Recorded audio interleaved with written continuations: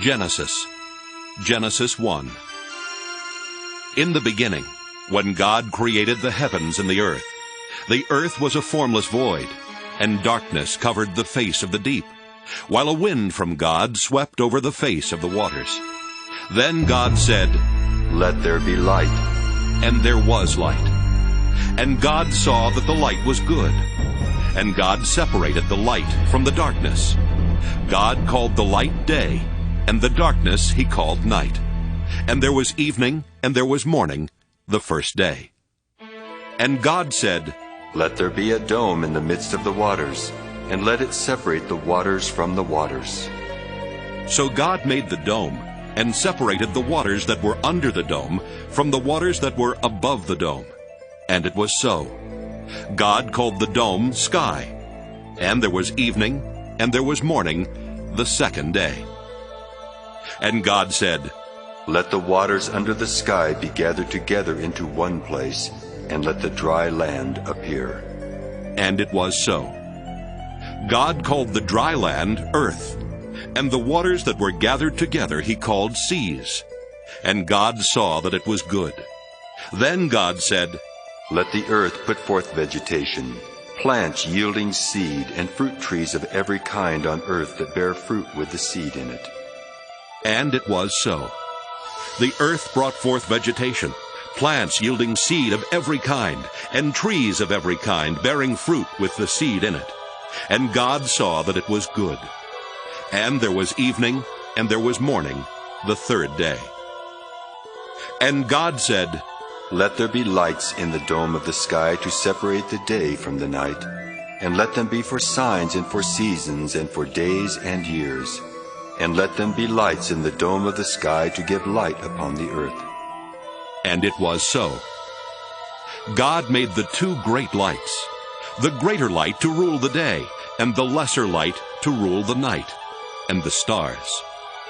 God set them in the dome of the sky to give light upon the earth, to rule over the day and over the night, and to separate the light from the darkness. And God saw that it was good. And there was evening, and there was morning, the fourth day. And God said, "Let the waters bring forth swarms of living creatures, and let birds fly above the earth across the dome of the sky." So God created the great sea monsters and every living creature that moves of every kind, with which the waters swarm, and every winged bird of every kind. And God saw that it was good. God blessed them, saying, "Be fruitful and multiply, and fill the waters in the seas, and let birds multiply on the earth." And there was evening, and there was morning, the fifth day. And God said, "Let the earth bring forth living creatures of every kind, cattle and creeping things, and wild animals of the earth of every kind." And it was so. God made the wild animals of the earth of every kind, and the cattle of every kind, and everything that creeps upon the ground of every kind. And God saw that it was good. Then God said, "Let us make humankind in our image, according to our likeness. And let them have dominion over the fish of the sea, and over the birds of the air, and over the cattle, and over all the wild animals of the earth, and over every creeping thing that creeps upon the earth." So God created humankind in his image. In the image of God he created them. Male and female he created them. God blessed them, and God said to them, "Be fruitful and multiply, and fill the earth and subdue it, and have dominion over the fish of the sea, and over the birds of the air, and over every living thing that moves upon the earth." God said, "See, I have given you every plant yielding seed that is upon the face of all the earth, and every tree with seed in its fruit. You shall have them for food. And to every beast of the earth, and to every bird of the air, and to everything that creeps on the earth, everything that has breath of life, I have given every green plant for food." And it was so. God saw everything that he had made, and indeed it was very good. And there was evening, and there was morning, the sixth day. Genesis 2. Thus the heavens and the earth were finished, and all their multitude. And on the seventh day God finished the work that he had done, and he rested on the seventh day from all the work that he had done. So God blessed the seventh day and hallowed it, because on it God rested from all the work that he had done in creation. These are the generations of the heavens and the earth when they were created. In the day that the Lord God made the earth and the heavens, when no plant of the field was yet in the earth, and no herb of the field had yet sprung up, for the Lord God had not caused it to rain upon the earth, and there was no one to till the ground. But a stream would rise from the earth, and water the whole face of the ground. Then the Lord God formed man from the dust of the ground, and breathed into his nostrils the breath of life. And the man became a living being. And the Lord God planted a garden in Eden, in the east, and there he put the man whom he had formed. Out of the ground that the Lord God made to grow every tree that is pleasant to the sight and good for food, the tree of life also in the midst of the garden, and the tree of the knowledge of good and evil. A river flows out of Eden to water the garden, and from there it divides and becomes 4 branches. The name of the first is Pishon. It is the one that flows around the whole land of Havilah, where there is gold. And the gold of that land is good. Bdellium and onyx stone are there. The name of the second river is Gihon. It is the one that flows around the whole land of Cush. The name of the third river is Tigris, which flows east of Assyria. And the fourth river is the Euphrates. The Lord God took the man and put him in the Garden of Eden to till it and keep it. And the Lord God commanded the man, You may freely eat of every tree of the garden, but of the tree of the knowledge of good and evil you shall not eat. For in the day that you eat of it, you shall die. Then the Lord God said, It is not good that the man should be alone. I will make him a helper as his partner. So out of the ground the Lord God formed every animal of the field and every bird of the air, and brought them to the man to see what he would call them. And whatever the man called every living creature, that was its name. The man gave names to all cattle, and to the birds of the air, and to every animal of the field. But for the man there was not found a helper as his partner. So the Lord God caused a deep sleep to fall upon the man, and he slept. Then he took one of his ribs and closed up its place with flesh. And the rib that the Lord God had taken from the man he made into a woman, and brought her to the man. Then the man said, This at last is bone of my bones, and flesh of my flesh. This one shall be called woman, for out of man this one was taken. Therefore a man leaves his father and his mother, and clings to his wife, and they become one flesh. And the man and his wife were both naked, and were not ashamed. Genesis 3. Now the serpent was more crafty than any other wild animal that the Lord God had made. He said to the woman, Did God say, You shall not eat from any tree in the garden? The woman said to the serpent, We may eat of the fruit of the trees in the garden, but God said, You shall not eat of the fruit of the tree that is in the middle of the garden, nor shall you touch it, or you shall die.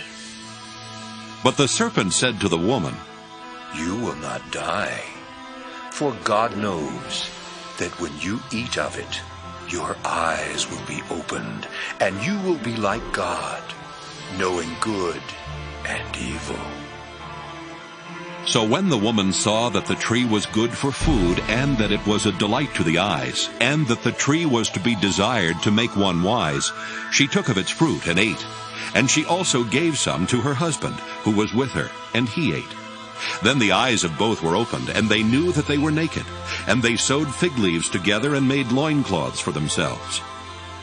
They heard the sound of the Lord God walking in the garden at the time of the evening breeze.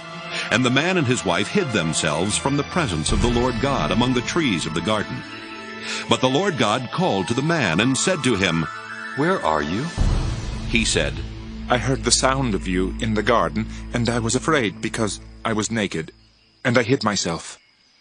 He said, Who told you that you were naked? Have you eaten from the tree of which I commanded you not to eat? The man said, The woman whom you gave to be with me, she gave me fruit from the tree, and I ate. Then the Lord God said to the woman, "What is this that you have done?" The woman said, The serpent tricked me, and I ate. The Lord God said to the serpent, "Because you have done this, cursed are you among all animals and among all wild creatures. Upon your belly you shall go, and dust you shall eat all the days of your life. I will put enmity between you and the woman, and between your offspring and hers. He will strike your head, and you will strike his heel." To the woman he said, I will greatly increase your pangs in childbearing. In pain you shall bring forth children. Yet your desire shall be for your husband, and he shall rule over you. And to the man he said, Because you have listened to the voice of your wife, and have eaten of the tree about which I commanded you, you shall not eat of it. Cursed is the ground because of you. In toil you shall eat of it all the days of your life.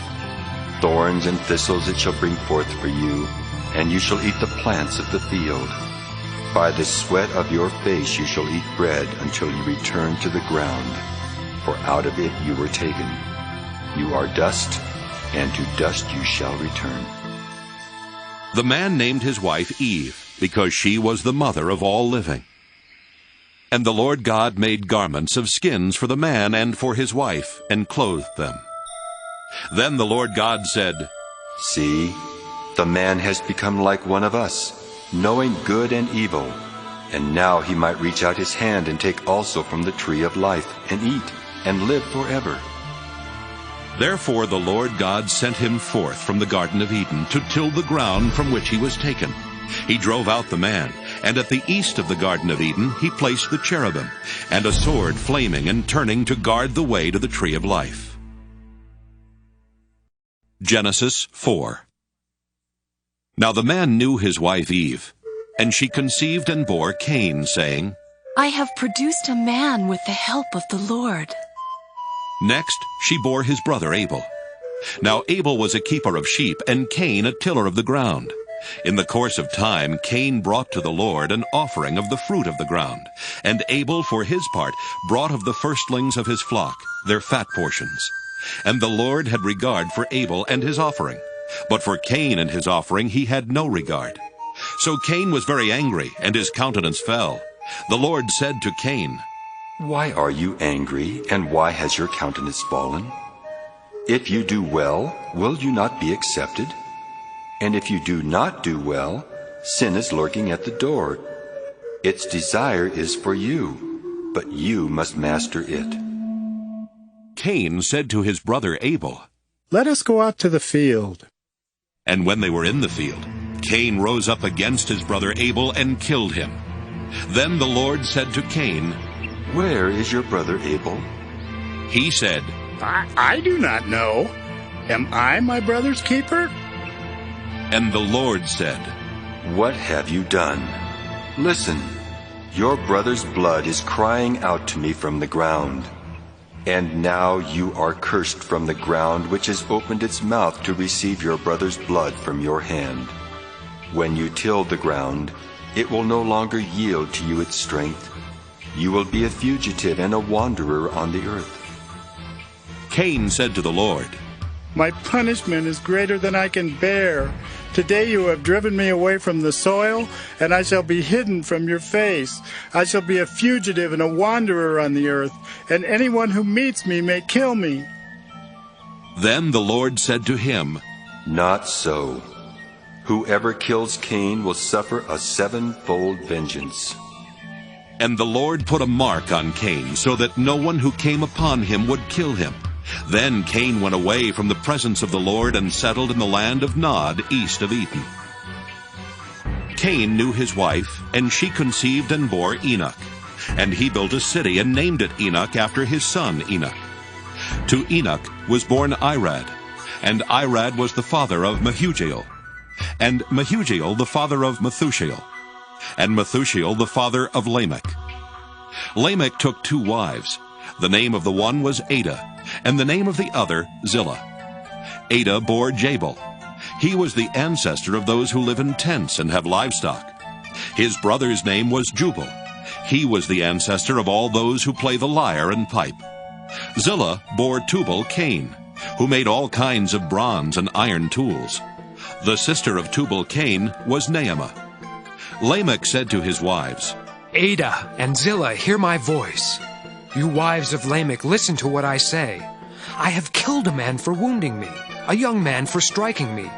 If Cain is avenged sevenfold, truly Lamech 77-fold. Adam knew his wife again, and she bore a son and named him Seth, for she said, God has appointed for me another child instead of Abel, because Cain killed him. To Seth also a son was born, and he named him Enosh. At that time people began to invoke the name of the Lord. Genesis 5.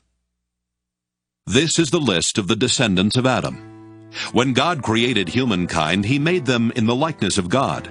Male and female he created them, and he blessed them and named them humankind when they were created. When Adam had lived 130 years, he became the father of a son in his likeness, according to his image, and named him Seth. The days of Adam after he became the father of Seth were 800 years, and he had other sons and daughters. Thus all the days that Adam lived were 930 years, and he died. When Seth had lived 105 years, he became the father of Enosh. Seth lived after the birth of Enosh 807 years, and had other sons and daughters. Thus all the days of Seth were 912 years, and he died. When Enosh had lived 90 years, he became the father of Kenan. Enosh lived after the birth of Kenan 815 years, and had other sons and daughters. Thus all the days of Enosh were 905 years, and he died. When Kenan had lived 70 years, he became the father of Mahalalel. Kenan lived after the birth of Mahalalel 840 years, and had other sons and daughters. Thus all the days of Kenan were 910 years, and he died. When Mahalalel had lived 65 years, he became the father of Jared. Mahalalel lived after the birth of Jared 830 years, and had other sons and daughters. Thus all the days of Mahalalel were 895 years, and he died. When Jared had lived 162 years, he became the father of Enoch. Jared lived after the birth of Enoch 800 years, and had other sons and daughters. Thus all the days of Jared were 962 years, and he died. When Enoch had lived 65 years, he became the father of Methuselah. Enoch walked with God after the birth of Methuselah 300 years, and had other sons and daughters. Thus all the days of Enoch were 365 years. Enoch walked with God, then he was no more, because God took him. When Methuselah had lived 187 years, he became the father of Lamech. Methuselah lived after the birth of Lamech 782 years, and had other sons and daughters. Thus all the days of Methuselah were 969 years, and he died. When Lamech had lived 182 years, he became the father of a son. He named him Noah, saying, Out of the ground that the Lord has cursed, this one shall bring us relief from our work and from the toil of our hands. Lamech lived after the birth of Noah 595 years, and had other sons and daughters. Thus all the days of Lamech were 777 years, and he died. After Noah was 500 years old, Noah became the father of Shem, Ham, and Japheth. Genesis 6. When people began to multiply on the face of the ground, and daughters were born to them, the sons of God saw that they were fair, and they took wives for themselves of all that they chose. Then the Lord said, My spirit shall not abide in mortals forever, for they are flesh. Their days shall be 120 years. The Nephilim were on the earth in those days, and also afterward, when the sons of God went in to the daughters of humans who bore children to them. These were the heroes that were of old, warriors of renown. The Lord saw that the wickedness of humankind was great in the earth, and that every inclination of the thoughts of their hearts was only evil continually. And the Lord was sorry that he had made humankind on the earth, and it grieved him to his heart.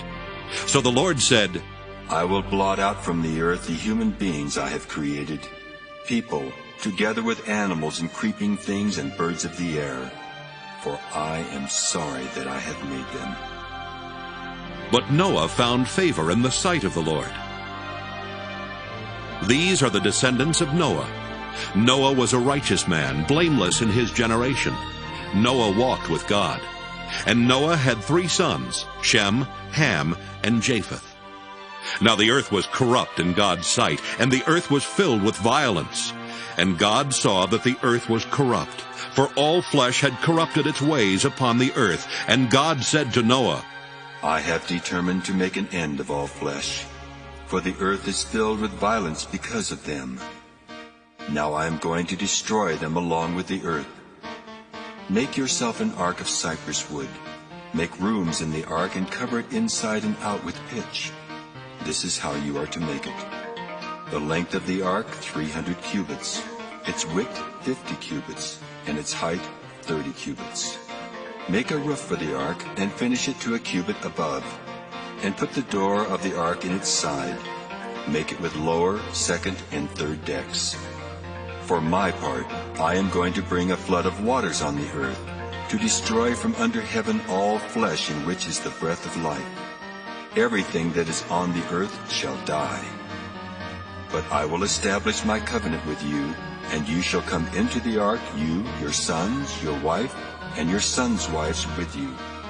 And of every living thing of all flesh you shall bring 2 of every kind into the ark, to keep them alive with you.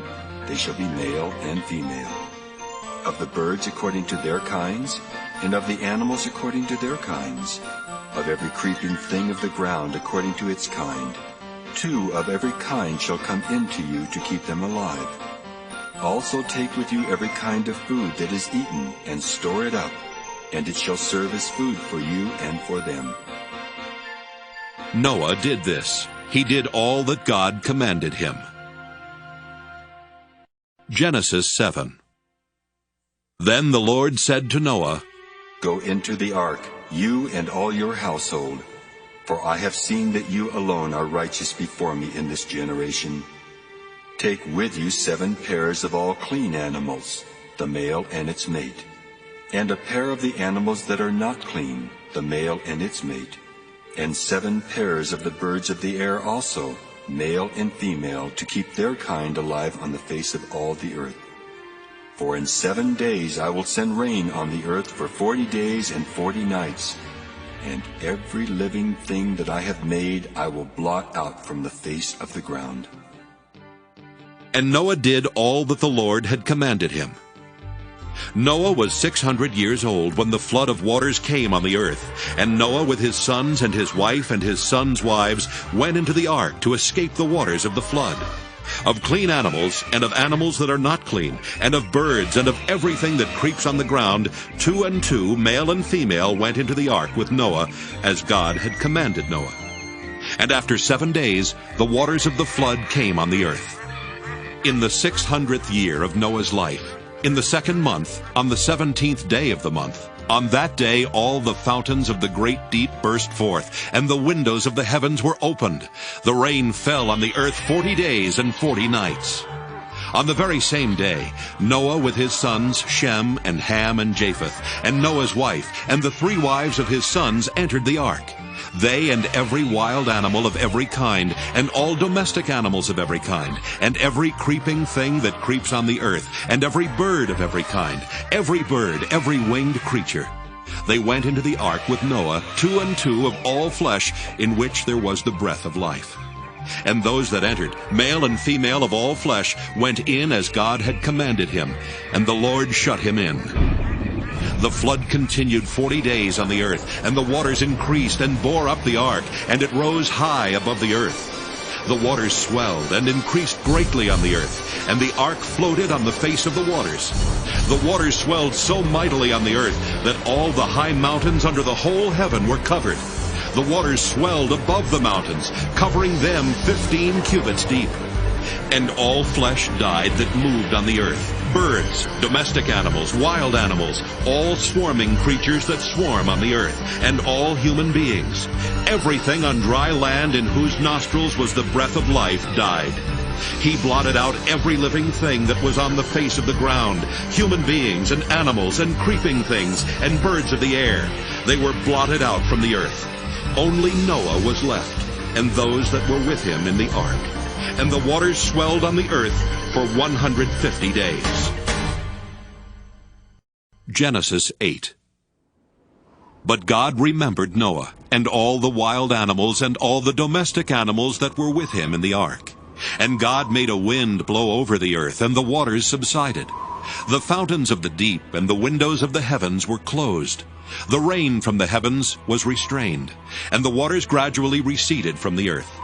At the end of 150 days the waters had abated, and in the 7th month, on the 17th day of the month, the ark came to rest on the mountains of Ararat. The waters continued to abate until the 10th month. In the 10th month, on the 1st day of the month, the tops of the mountains appeared. At the end of 40 days, Noah opened the window of the ark that he had made, and sent out the raven. And it went to and fro until the waters were dried up from the earth. Then he sent out the dove from him, to see if the waters had subsided from the face of the ground. But the dove found no place to set its foot, and it returned to him to the ark. For the waters were still on the face of the whole earth. So he put out his hand and took it and brought it into the ark with him. He waited another 7 days, and again he sent out the dove from the ark. And the dove came back to him in the evening, and there in its beak was a freshly plucked olive leaf. So Noah knew that the waters had subsided from the earth. Then he waited another 7 days, and sent out the dove, and it did not return to him any more. In the 601st year, in the 1st month, the 1st day of the month, the waters were dried up from the earth. And Noah removed the covering of the ark, and looked, and saw that the face of the ground was drying. In the 2nd month, on the 27th day of the month, the earth was dry.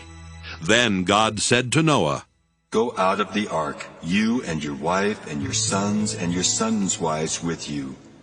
Bring out with you every living thing that is with you of all flesh, birds and animals and every creeping thing that creeps on the earth, so that they may abound on the earth and be fruitful and multiply on the earth.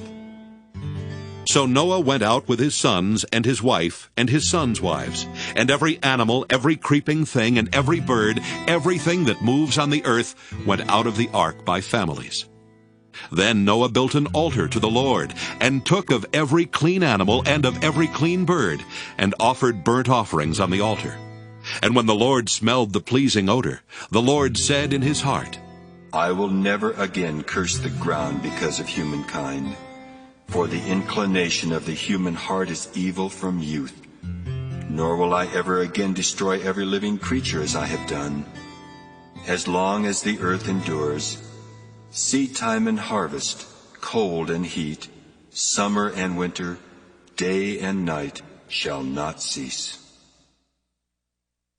Genesis 9. God blessed Noah and his sons, and said to them, Be fruitful and multiply and fill the earth. The fear and dread of you shall rest on every animal of the earth, and on every bird of the air, on everything that creeps on the ground, and on all the fish of the sea.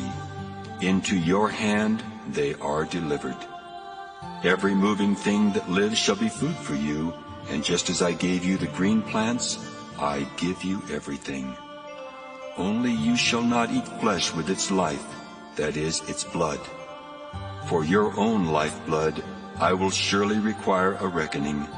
From every animal I will require it, and from human beings. Each one for the blood of another I will require a reckoning for human life. Whoever sheds the blood of a human, by a human shall that person's blood be shed. For in his own image God made humankind. And you, be fruitful and multiply, abound on the earth and multiply in it. Then God said to Noah and to his sons with him, As for me, I am establishing my covenant with you and your descendants after you, and with every living creature that is with you, the birds, the domestic animals, and every animal of the earth with you, as many as came out of the ark. I establish my covenant with you, that never again shall all flesh be cut off by the waters of a flood, and never again shall there be a flood to destroy the earth. God said, This is the sign of the covenant that I make between me and you and every living creature that is with you for all future generations.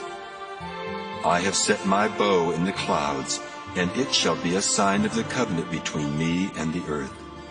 When I bring clouds over the earth, and the bow is seen in the clouds, I will remember my covenant that is between me and you and every living creature of all flesh, and the waters shall never again become a flood to destroy all flesh. When the bow is in the clouds, I will see it, and remember the everlasting covenant between God and every living creature of all flesh that is on the earth. God said to Noah, This is the sign of the covenant that I have established between me and all the flesh that is on the earth. The sons of Noah who went out of the ark were Shem, Ham, and Japheth. Ham was the father of Canaan. These three were the sons of Noah, and from these the whole earth was peopled. Noah, a man of the soil, was the first to plant a vineyard. He drank some of the wine and became drunk, and he lay uncovered in his tent. And Ham, the father of Canaan, saw the nakedness of his father, and told his two brothers outside.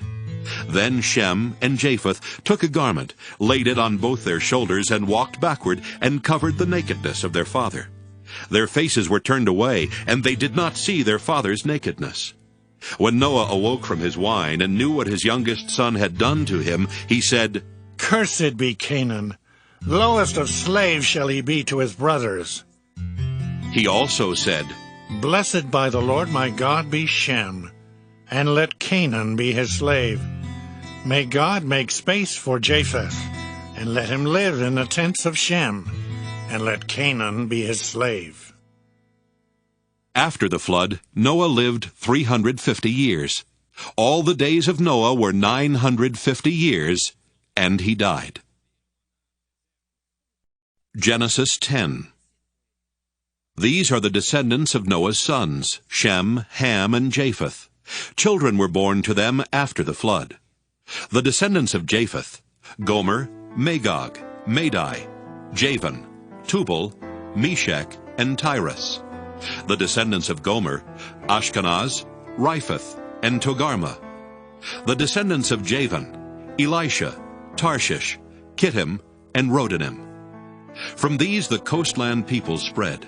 These are the descendants of Japheth in their lands, with their own language, by their families in their nations. The descendants of Ham: Cush, Egypt, Put, and Canaan. The descendants of Cush: Seba, Havilah, Sabta, Raamah, and Sabteka. The descendants of Raamah: Sheba and Dedan. Cush became the father of Nimrod. He was the first on earth to become a mighty warrior. He was a mighty hunter before the Lord.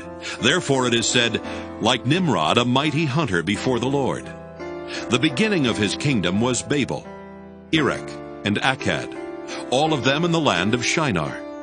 From that land he went into Assyria, and built Nineveh, Rehoboth-ir, Calah, and Resen between Nineveh and Calah, that is the great city.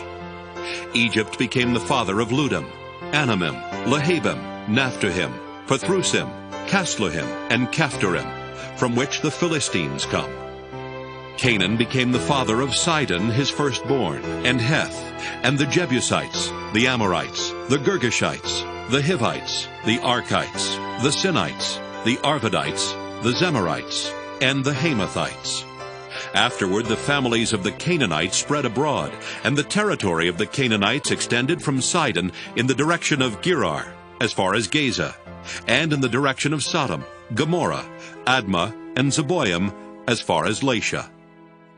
These are the descendants of Ham, by their families, their languages, their lands, and their nations. To Shem also, the father of all the children of Eber, the elder brother of Japheth, children were born. The descendants of Shem: Elam, Asher, Arpachshad, Lud, and Aram. The descendants of Aram: Uz, Hul, Gether, and Mash. Arpachshad became the father of Shelah, and Shelah became the father of Eber. To Eber were born 2 sons. The name of the one was Peleg, for in his days the earth was divided, and his brother's name was Joktan. Joktan became the father of Almodad, Sheleph, Hazarmaveth, Jerah, Hadoram, Uzal, Diklah, Obal, Abimael, Sheba, Ophir, Havilah, and Jobab. All these were the descendants of Joktan. The territory in which they lived extended from Mesha in the direction of Sephir, the hill country of the east. These are the descendants of Shem, by their families, their languages, their lands, and their nations. These are the families of Noah's sons, according to their genealogies, in their nations, and from these the nations spread abroad on the earth after the flood. Genesis 11. Now the whole earth had one language and the same words. And as they migrated from the east, they came upon a plain in the land of Shinar and settled there. And they said to one another, Come, let us make bricks and burn them thoroughly. And they had brick for stone and bitumen for mortar. Then they said, Come, let us build ourselves a city and a tower with its top in the heavens, and let us make a name for ourselves. Otherwise we shall be scattered abroad upon the face of the whole earth. The Lord came down to see the city and the tower which mortals had built. And the Lord said, Look, they are one people, and they have all one language, and this is only the beginning of what they will do. Nothing that they propose to do will now be impossible for them. Come, let us go down and confuse their language there, so that they will not understand one another's speech.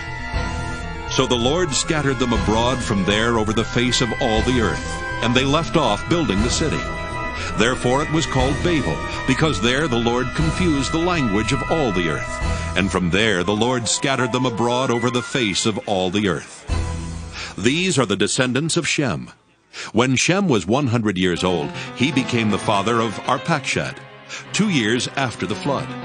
And Shem lived after the birth of Arpachshad 500 years, and had other sons and daughters. When Arpachshad had lived 35 years, he became the father of Shelah.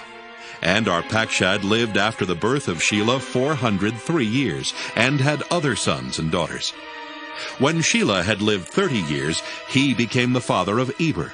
And Shelah lived after the birth of Eber 403 years, and had other sons and daughters. When Eber had lived 34 years, he became the father of Peleg. And Eber lived after the birth of Peleg 430 years, and had other sons and daughters. When Peleg had lived 30 years, he became the father of Reu. And Peleg lived after the birth of Reu 209 years, and had other sons and daughters. When Reu had lived 32 years, he became the father of Sirach. And Reu lived after the birth of Sirach 207 years, and had other sons and daughters. When Sirach had lived 30 years, he became the father of Nahor. And Sirach lived after the birth of Nahor 200 years, and had other sons and daughters.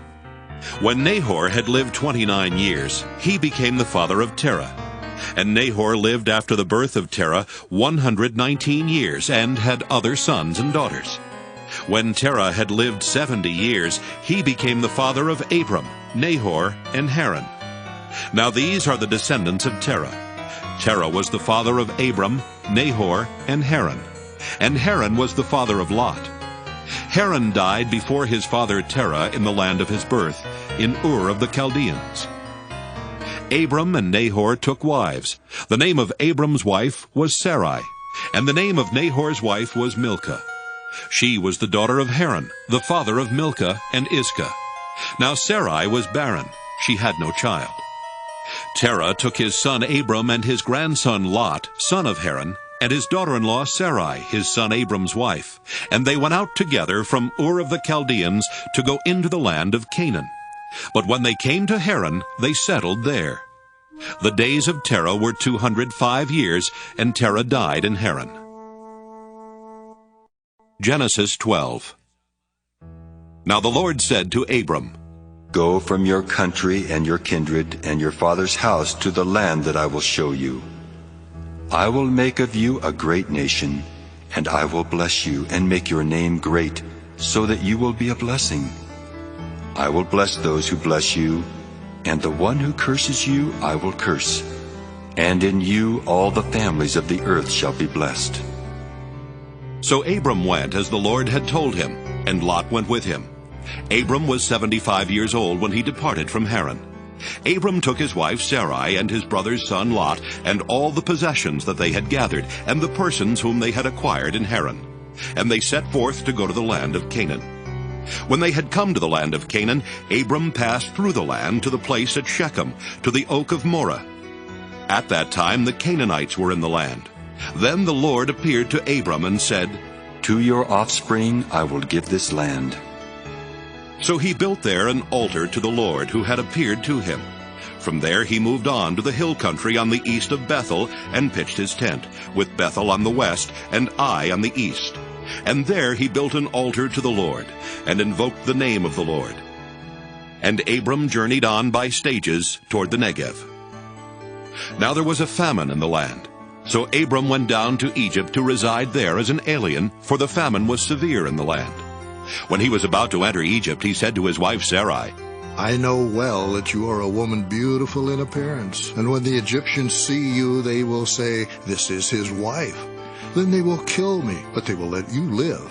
Say you are my sister, so that it may go well with me because of you, and that my life may be spared on your account.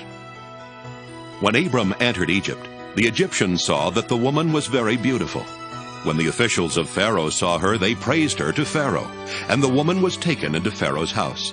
And for her sake he dealt well with Abram, and he had sheep, oxen, male donkeys, male and female slaves, female donkeys, and camels. But the Lord afflicted Pharaoh and his house with great plagues because of Sarai, Abram's wife. So Pharaoh called Abram and said, What is this you have done to me? Why did you not tell me that she was your wife? Why did you say she is my sister, so that I took her for my wife? Now then, here is your wife. Take her and be gone. And Pharaoh gave his men orders concerning him, and they set him on the way, with his wife and all that he had. Genesis 13. So Abram went up from Egypt, he and his wife and all that he had, and Lot with him, into the Negev. Now Abram was very rich in livestock, in silver and in gold. He journeyed on by stages from the Negev as far as Bethel, to the place where his tent had been at the beginning, between Bethel and Ai, to the place where he had made an altar at the first.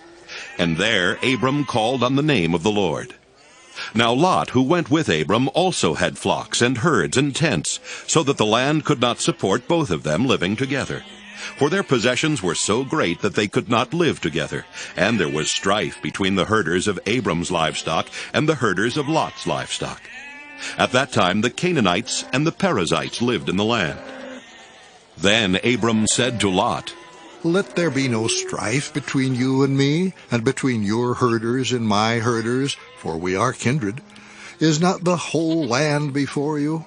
Separate yourself from me. If you take the left hand, then I will go to the right. Or if you take the right hand, then I will go to the left. Lot looked about him, and saw that the plain of the Jordan was well watered everywhere, like the garden of the Lord, like the land of Egypt in the direction of Zoar. This was before the Lord had destroyed Sodom and Gomorrah. So Lot chose for himself all the plain of the Jordan, and Lot journeyed eastward. Thus they separated from each other. Abram settled in the land of Canaan, while Lot settled among the cities of the plain, and moved his tent as far as Sodom. Now the people of Sodom were wicked, great sinners against the Lord. The Lord said to Abram after Lot had separated from him, Raise your eyes now, and look from the place where you are, northward and southward and eastward and westward.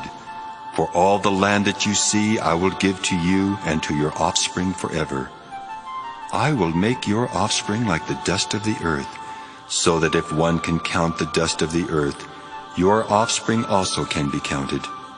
Rise up, walk through the length and the breadth of the land, for I will give it to you. So Abram moved his tent, and came and settled by the oaks of Mamre, which are at Hebron, and there he built an altar to the Lord. Genesis 14.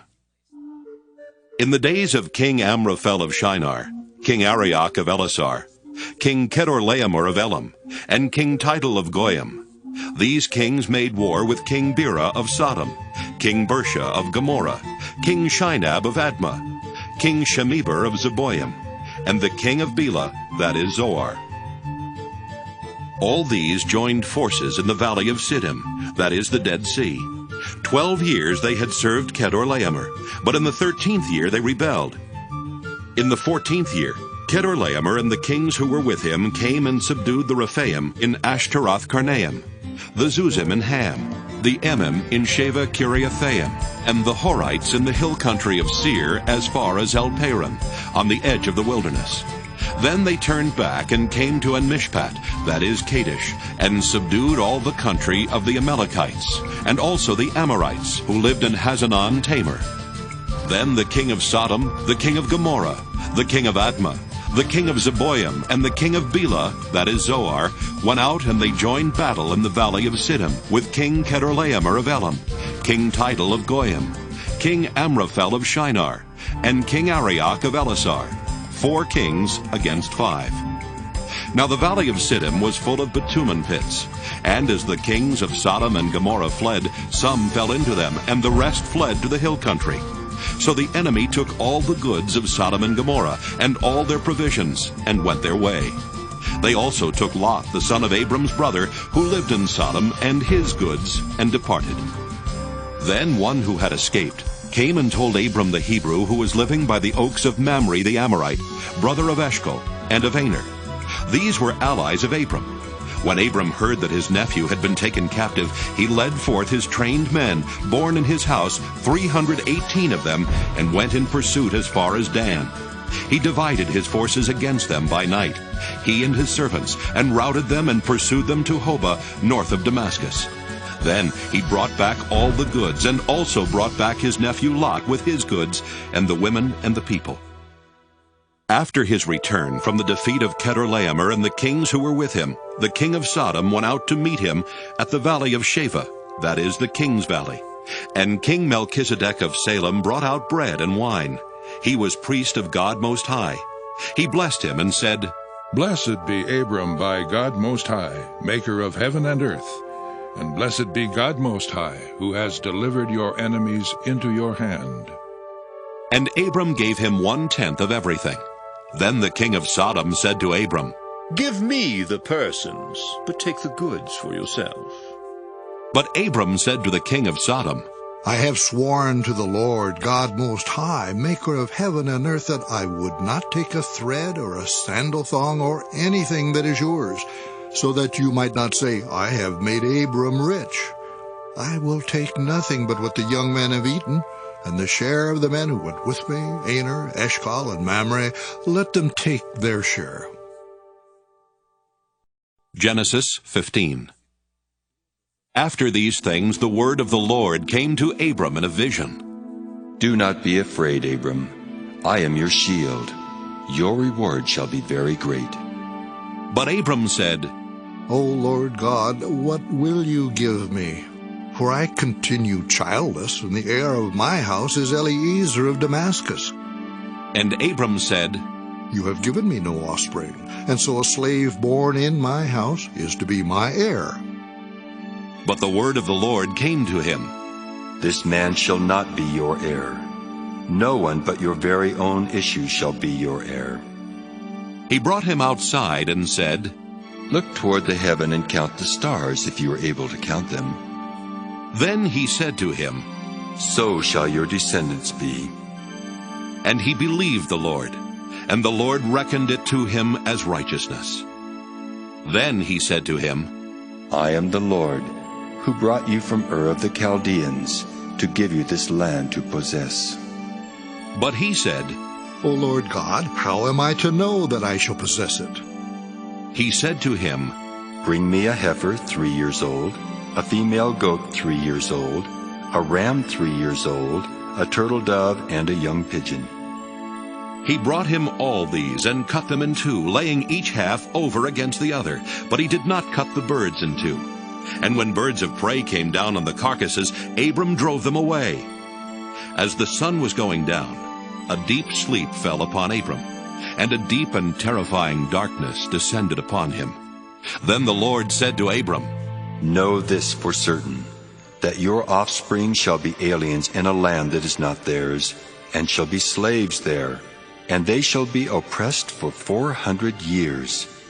But I will bring judgment on the nation that they serve, and afterward they shall come out with great possessions. As for yourself, you shall go to your ancestors in peace. You shall be buried in a good old age. And they shall come back here in the 4th generation, for the iniquity of the Amorites is not yet complete.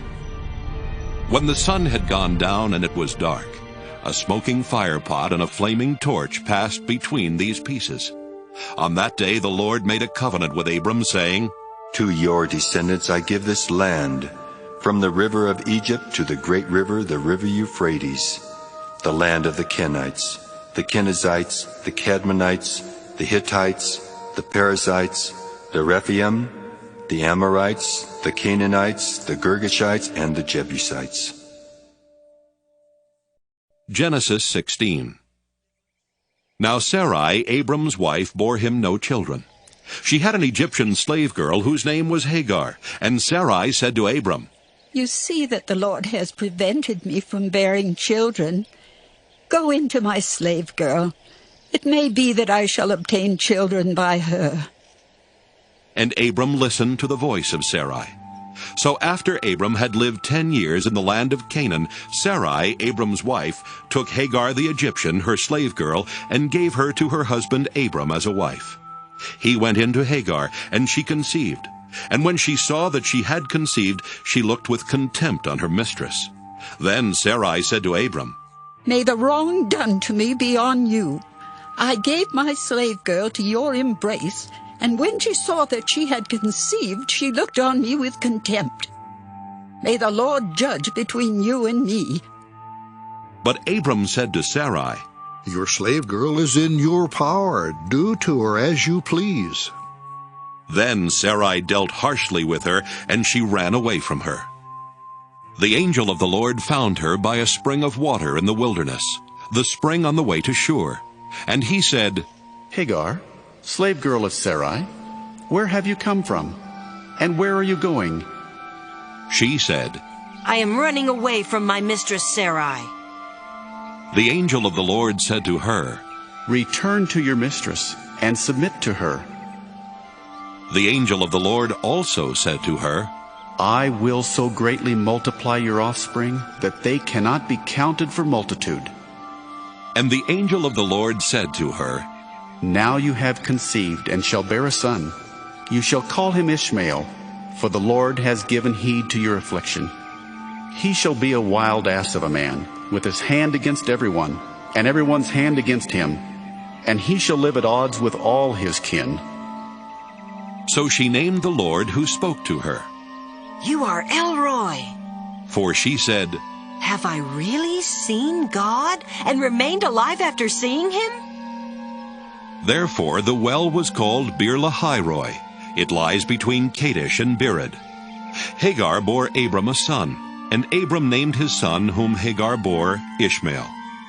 Abram was 86 years old when Hagar bore him Ishmael. Genesis 17.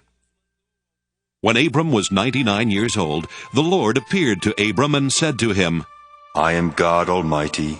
Walk before me and be blameless, and I will make my covenant between me and you, and will make you exceedingly numerous. Then Abram fell on his face, and God said to him, As for me, this is my covenant with you. You shall be the ancestor of a multitude of nations. No longer shall your name be Abram, but your name shall be Abraham. For I have made you the ancestor of a multitude of nations. I will make you exceedingly fruitful, and I will make nations of you, and kings shall come from you. I will establish my covenant between me and you, and your offspring after you throughout their generations for an everlasting covenant, to be God to you, and to your offspring after you. And I will give to you and to your offspring after you the land where you are now an alien, all the land of Canaan for a perpetual holding, and I will be their God. God said to Abraham, As for you, you shall keep my covenant, you and your offspring after you throughout their generations. This is my covenant which you shall keep between me and you and your offspring after you. Every male among you shall be circumcised. You shall circumcise the flesh of your foreskins, and it shall be a sign of the covenant between me and you. Throughout your generations every male among you shall be circumcised when he is 8 days old, including the slave born in your house, and the one bought with your money from any foreigner who is not of your offspring. Both the slave born in your house and the one bought with your money must be circumcised. So shall my covenant be in your flesh, an everlasting covenant. Any uncircumcised male who is not circumcised in the flesh of his foreskin shall be cut off from his people. He has broken my covenant. God said to Abraham, As for Sarah your wife, you shall not call her Sarai, but Sarah shall be her name. I will bless her, and moreover I will give you a son by her. I will bless her, and she shall give rise to nations. Kings of peoples shall come from her. Then Abraham fell on his face and laughed, and said to himself, Can a child be born to a man who is 100 years old? Can Sarah, who is 90 years old, bear a child? And Abraham said to God, Oh, that Ishmael might live in your sight. God said, No, but your wife Sarah shall bear you a son, and you shall name him Isaac. I will establish my covenant with him as an everlasting covenant for his offspring after him. As for Ishmael, I have heard you. I will bless him and make him fruitful and exceedingly numerous. He shall be the father of 12 princes, and I will make him a great nation. But my covenant I will establish with Isaac, whom Sarah shall bear to you at this season next year. And when he had finished talking with him, God went up from Abraham. Then Abraham took his son Ishmael, and all the slaves born in his house or bought with his money, every male among the men of Abraham's house, and he circumcised the flesh of their foreskins that very day, as God had said to him. Abraham was 99 years old when he was circumcised in the flesh of his foreskin. And his son Ishmael was 13 years old when he was circumcised in the flesh of his foreskin. That very day Abraham and his son Ishmael were circumcised. And all the men of his house, slaves born in the house, and those bought with money from a foreigner, were circumcised with him. Genesis 18. The Lord appeared to Abraham by the oaks of Mamre, as he sat at the entrance of his tent in the heat of the day. He looked up and saw 3 men standing near him. When he saw them, he ran from the tent entrance to meet them and bowed down to the ground. He said, My Lord, if I find favor with you, do not pass by your servant. Let a little water be brought, and wash your feet, and rest yourselves under the tree. Let me bring a little bread, that you may refresh yourselves, and after that you may pass on, since you have come to your servant. So they said, Do as you have said. And Abraham hastened into the tent to Sarah, and said, Make ready quickly 3 measures of choice flour. Knead it, and make cakes. Abraham ran to the herd and took a calf, tender and good, and gave it to the servant who hastened to prepare it. Then he took curds and milk, and the calf that he had prepared, and set it before them, and he stood by them under the tree while they ate. They said to him, Where is your wife Sarah? And he said, There, in the tent. Then one said, I will surely return to you in due season, and your wife Sarah shall have a son. And Sarah was listening at the tent entrance behind him. Now Abraham and Sarah were old, advanced in age. It had ceased to be with Sarah after the manner of women. So Sarah laughed to herself, saying, After I have grown old, and my husband is old, shall I have pleasure? The Lord said to Abraham, Why did Sarah laugh and say, Shall I indeed bear a child now that I am old? Is anything too wonderful for the Lord? At the set time I will return to you in due season, and Sarah shall have a son. But Sarah denied, saying, I did not laugh. For she was afraid. He said, Oh, yes, you did laugh. Then the men set out from there, and they looked toward Sodom, and Abraham went with them to set them on their way. The Lord said, Shall I hide from Abraham what I am about to do, seeing that Abraham shall become a great and mighty nation, and all the nations of the earth shall be blessed in him?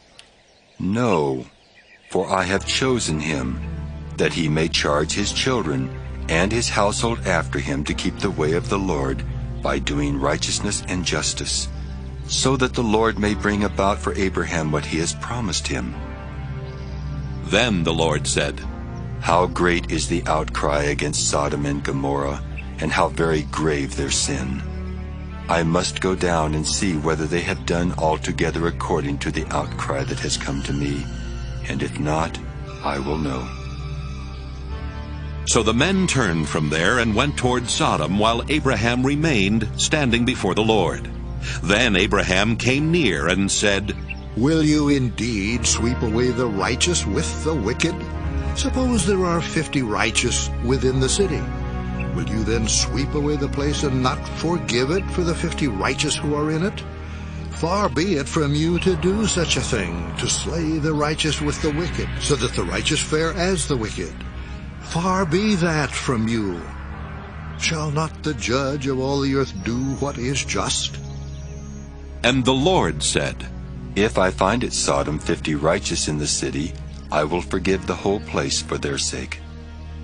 Abraham answered, Let me take it upon myself to speak to the Lord, I who am but dust and ashes. Suppose 5 of the 50 righteous are lacking. Will you destroy the whole city for lack of 5? And he said, I will not destroy it if I find 45 there. Again he spoke to him. Suppose 40 are found there. He answered, For the sake of 40, I will not do it. Then he said, Oh, do not let the Lord be angry if I speak. Suppose 30 are found there. He answered, I will not do it if I find 30 there. He said, Let me take it upon myself to speak to the Lord. Suppose 20 are found there. He answered, For the sake of 20, I will not destroy it. Then he said, Oh, do not let the Lord be angry if I speak just once more. Suppose 10 are found there. He answered, For the sake of 10, I will not destroy it.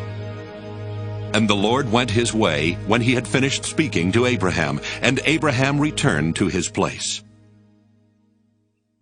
Genesis 19. The 2 angels came to Sodom in the evening, and Lot was sitting in the gateway of Sodom. When Lot saw them, he rose to meet them, and bowed down with his face to the ground. He said, Please, my lords, turn aside to your servant's house and spend the night, and wash your feet. Then you can rise early and go on your way. They said, No, we will spend the night in the square. But he urged them strongly, so they turned aside to him and entered his house. And he made them a feast, and baked unleavened bread, and they ate. But before they lay down, the men of the city, the men of Sodom, both young and old, all the people to the last man, surrounded the house, and they called to Lot. Where are the men who came to you tonight? Bring them out to us, so that we may know them. Lot went out of the door to the men, shut the door after him, and said, I beg you, my brothers, do not act so wickedly. Look, I have 2 daughters who have not known a man. Let me bring them out to you, and do to them as you please. Only do nothing to these men, for they have come under the shelter of my roof. But they replied, Stand back! And they said, This fellow came here as an alien, and he would play the judge. Now we will deal worse with you than with them. Then they pressed hard against the man Lot and came near the door to break it down. But the men inside reached out their hands and brought Lot into the house with them and shut the door. And they struck with blindness the men who were at the door of the house, both small and great, so that they were unable to find the door. Then the men said to Lot, Have you anyone else here? Sons-in-law, sons, daughters, or anyone you have in the city, bring them out of the place. For we are about to destroy this place, because the outcry against its people has become great before the Lord, and the Lord has sent us to destroy it. So Lot went out and said to his sons-in-law who were to marry his daughters, Up, get out of this place, for the Lord is about to destroy the city. But he seemed to his sons-in-law to be jesting. When morning dawned, the angels urged Lot, saying, Get up, take your wife and your 2 daughters who are here, or else you will be consumed in the punishment of the city. But he lingered. So the men seized him and his wife and his 2 daughters by the hand, the Lord being merciful to him, and they brought him out and left him outside the city. When they had brought them outside, they said, Flee for your life. Do not look back or stop anywhere in the plain. Flee to the hills, or else you will be consumed. And Lot said to them, Oh no, my lords, your servant has found favor with you, and you have shown me great kindness in saving my life. But I cannot flee to the hills, for fear the disaster will overtake me and I die. Look, that city is near enough to flee to, and it's a little one. Let me escape there. Is it not a little one? And my life will be saved. He said to him, Very well, I grant you this favor too, and will not overthrow the city of which you have spoken. Hurry, escape there, for I can do nothing until you arrive there. Therefore the city was called Zoar. The sun had risen on the earth when Lot came to Zoar. Then the Lord rained on Sodom and Gomorrah sulfur and fire from the Lord out of heaven, and he overthrew those cities, and all the plain, and all the inhabitants of the cities, and what grew on the ground. But Lot's wife behind him looked back, and she became a pillar of salt. Abraham went early in the morning to the place where he had stood before the Lord. And he looked down toward Sodom and Gomorrah, and toward all the land of the plain, and saw the smoke of the land going up like the smoke of a furnace. So it was that when God destroyed the cities of the plain, God remembered Abraham, and sent Lot out of the midst of the overthrow, when he overthrew the cities in which Lot had settled. Now Lot went up out of Zoar, and settled in the hills with his 2 daughters, for he was afraid to stay in Zoar. So he lived in a cave with his 2 daughters. And the firstborn said to the younger, Our father is old, and there is not a man on earth to come in to us after the manner of all the world. Come, let us make our father drink wine, and we will lie with him, so that we may preserve offspring through our father. So they made their father drink wine that night. And the firstborn went in and lay with her father. He did not know when she lay down or when she rose. On the next day the firstborn said to the younger, Look, I lay last night with my father. Let us make him drink wine tonight also. Then you go in and lie with him, so that we may preserve offspring through our father. So they made their father drink wine that night also. And the younger rose and lay with him. And he did not know when she lay down or when she rose. Thus both the daughters of Lot became pregnant by their father. The firstborn bore a son and named him Moab. He is the ancestor of the Moabites to this day. The younger also bore a son and named him Ben-Ammi. He is the ancestor of the Ammonites to this day. Genesis 20. From there Abraham journeyed toward the region of the Negev and settled between Kadesh and Shur. While residing in Gerar as an alien, Abraham said of his wife Sarah, She is my sister. And King Abimelech of Gerar sent and took Sarah. But God came to Abimelech in a dream by night and said to him, You are about to die because of the woman whom you have taken, for she is a married woman. Now Abimelech had not approached her, so he said, Lord, will you destroy an innocent people? Did he not himself say to me, She is my sister? And she herself said, He is my brother. I did this in the integrity of my heart and the innocence of my hands. Then God said to him in the dream, Yes, I know that you did this in the integrity of your heart. Furthermore, it was I who kept you from sinning against me. Therefore I did not let you touch her. Now then, return the man's wife, for he is a prophet, and he will pray for you, and you shall live. But if you do not restore her, know that you shall surely die, you and all that are yours." So Abimelech rose early in the morning, and called all his servants, and told them all these things. And the men were very much afraid. Then Abimelech called Abraham, and said to him, "What have you done to us? How have I sinned against you, that you have brought such great guilt on me and my kingdom? You have done things to me that ought not to be done." And Abimelech said to Abraham, "What were you thinking of, that you did this thing?" Abraham said, "I did it because I thought, there is no fear of God at all in this place, and they will kill me because of my wife. Besides, she is indeed my sister, the daughter of my father, but not the daughter of my mother, and she became my wife. And when God caused me to wander from my father's house, I said to her, 'This is the kindness you must do me. At every place to which we come, say of me, he is my brother.'" Then Abimelech took sheep and oxen, and male and female slaves, and gave them to Abraham, and restored his wife Sarah to him. Abimelech said, "My land is before you. Settle where it pleases you."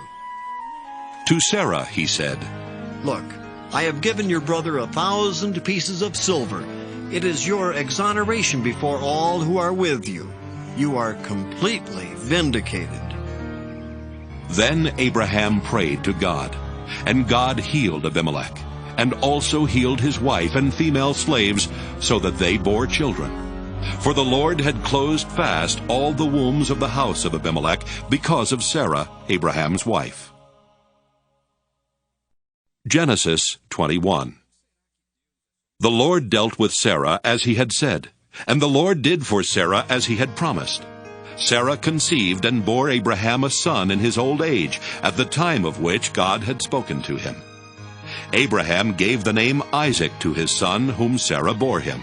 And Abraham circumcised his son Isaac when he was 8 days old, as God had commanded him. Abraham was 100 years old when his son Isaac was born to him. Now Sarah said, "God has brought laughter for me. Everyone who hears will laugh with me." And she said, "Who would ever have said to Abraham that Sarah would nurse children? Yet I have borne him a son in his old age." The child grew and was weaned, and Abraham made a great feast on the day that Isaac was weaned. But Sarah saw the son of Hagar the Egyptian, whom she had borne to Abraham, playing with her son Isaac. So she said to Abraham, "Cast out this slave woman with her son, for the son of the slave woman shall not inherit along with my son Isaac."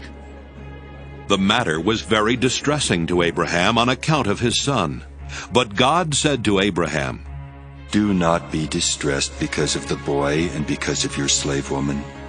Whatever Sarah says to you, do as she tells you, for it is through Isaac that offspring shall be named for you. As for the son of the slave woman, I will make a nation of him also, because he is your offspring."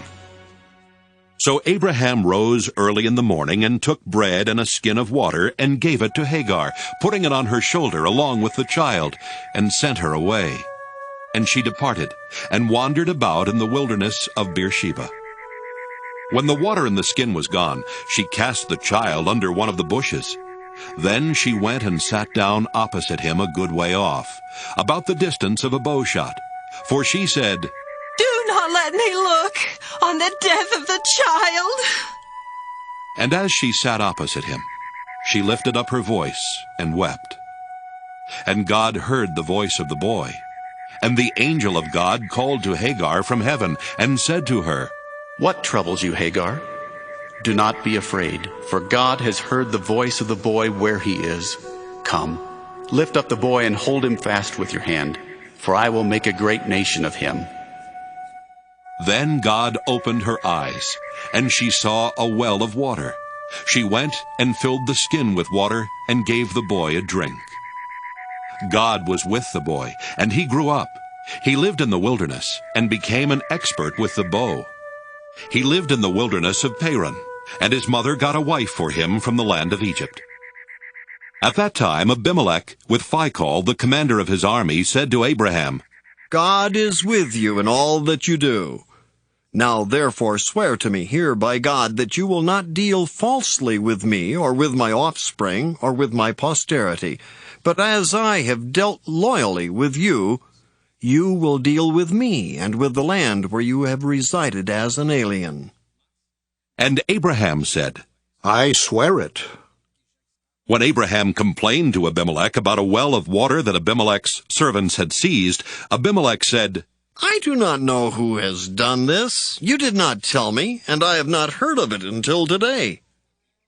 So Abraham took sheep and oxen and gave them to Abimelech, and the two men made a covenant. Abraham set apart 7 ewe lambs of the flock, and Abimelech said to Abraham, What is the meaning of these 7 ewe lambs that you have set apart? He said, These 7 ewe lambs you shall accept from my hand, in order that you may be a witness for me that I dug this well. Therefore that place was called Beersheba, because there both of them swore an oath. When they had made a covenant at Beersheba, Abimelech, with Phicol, the commander of his army, left and returned to the land of the Philistines. Abraham planted a tamarisk tree in Beersheba, and called there on the name of the Lord, the everlasting God. And Abraham resided as an alien many days in the land of the Philistines. Genesis 22. After these things God tested Abraham. He said to him, Abraham. And he said, Here I am. He said, Take your son, your only son Isaac, whom you love, and go to the land of Moriah, and offer him there as a burnt offering on one of the mountains that I shall show you. So Abraham rose early in the morning, saddled his donkey, and took 2 of his young men with him, and his son Isaac. He cut the wood for the burnt offering, and set out, and went to the place in the distance that God had shown him. On the 3rd day Abraham looked up and saw the place far away. Then Abraham said to his young men, Stay here with the donkey. The boy and I will go over there. We will worship, and then we will come back to you. Abraham took the wood of the burnt offering, and laid it on his son Isaac, and he himself carried the fire and the knife. So the 2 of them walked on together. Isaac said to his father Abraham, Father. And he said, Here I am, my son. He said, The fire and the wood are here, but where is the lamb for a burnt offering?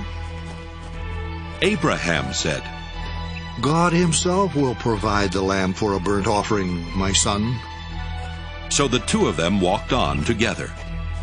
When they came to the place that God had shown him, Abraham built an altar there and laid the wood in order. He bound his son Isaac and laid him on the altar on top of the wood. Then Abraham reached out his hand and took the knife to kill his son.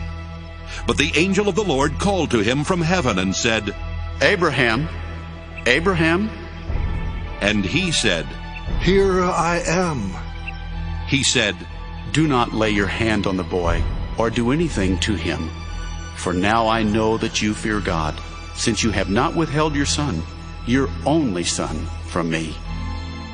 And Abraham looked up and saw a ram caught in a thicket by its horns.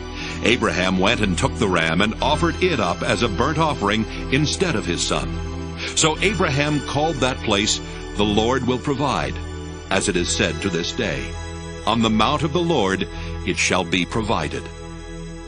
The angel of the Lord called to Abraham a second time from heaven and said, By myself I have sworn, says the Lord, because you have done this, and have not withheld your son, your only son, I will indeed bless you, and I will make your offspring as numerous as the stars of heaven, and as the sand that is on the seashore.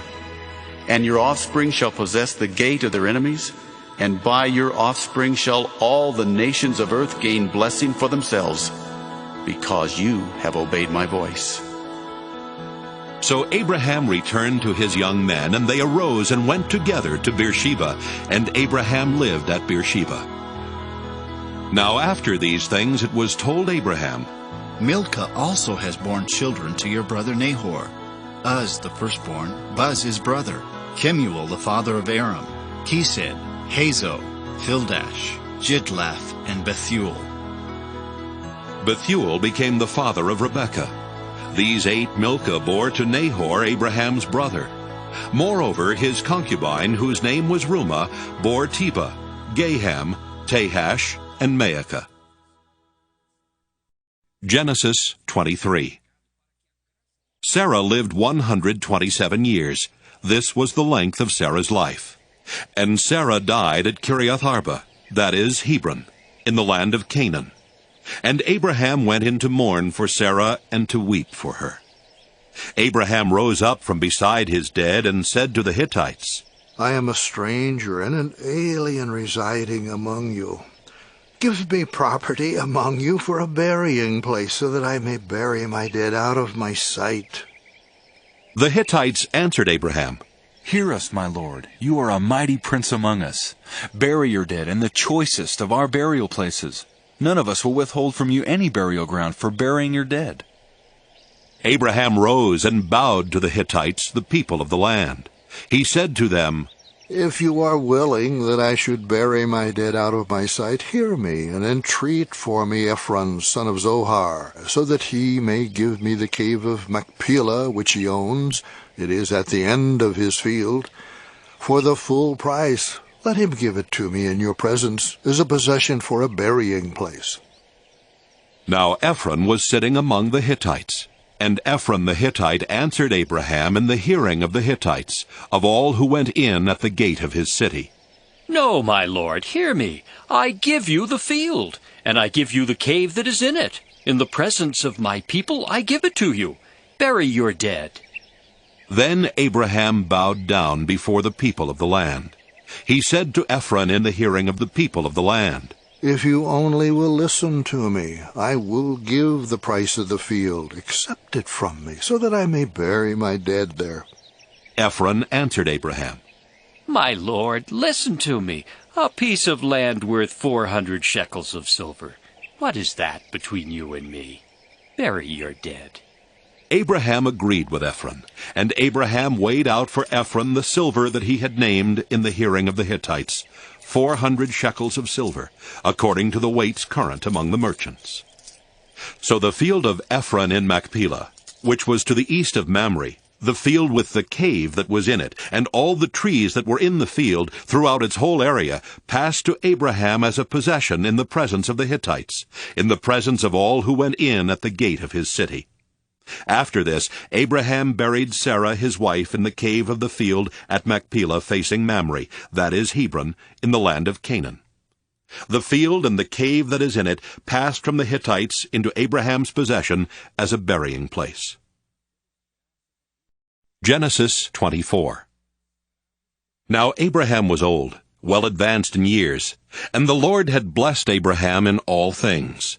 Abraham said to his servant, the oldest of his house, who had charge of all that he had, Put your hand under my thigh, and I will make you swear by the Lord, the God of heaven and earth, that you will not get a wife for my son from the daughters of the Canaanites among whom I live, but will go to my country and to my kindred, and get a wife for my son Isaac. The servant said to him, Perhaps the woman may not be willing to follow me to this land. Must I then take your son back to the land from which you came? Abraham said to him, See to it that you do not take my son back there.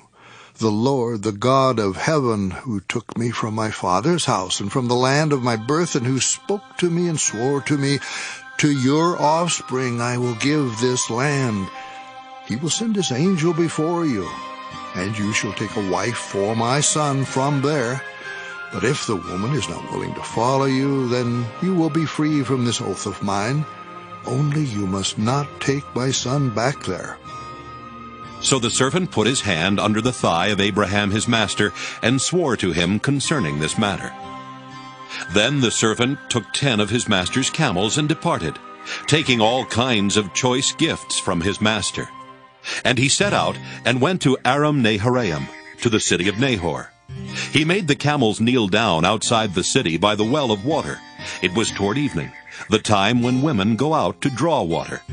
And he said, O Lord God of my master Abraham, please grant me success today and show steadfast love to my master Abraham.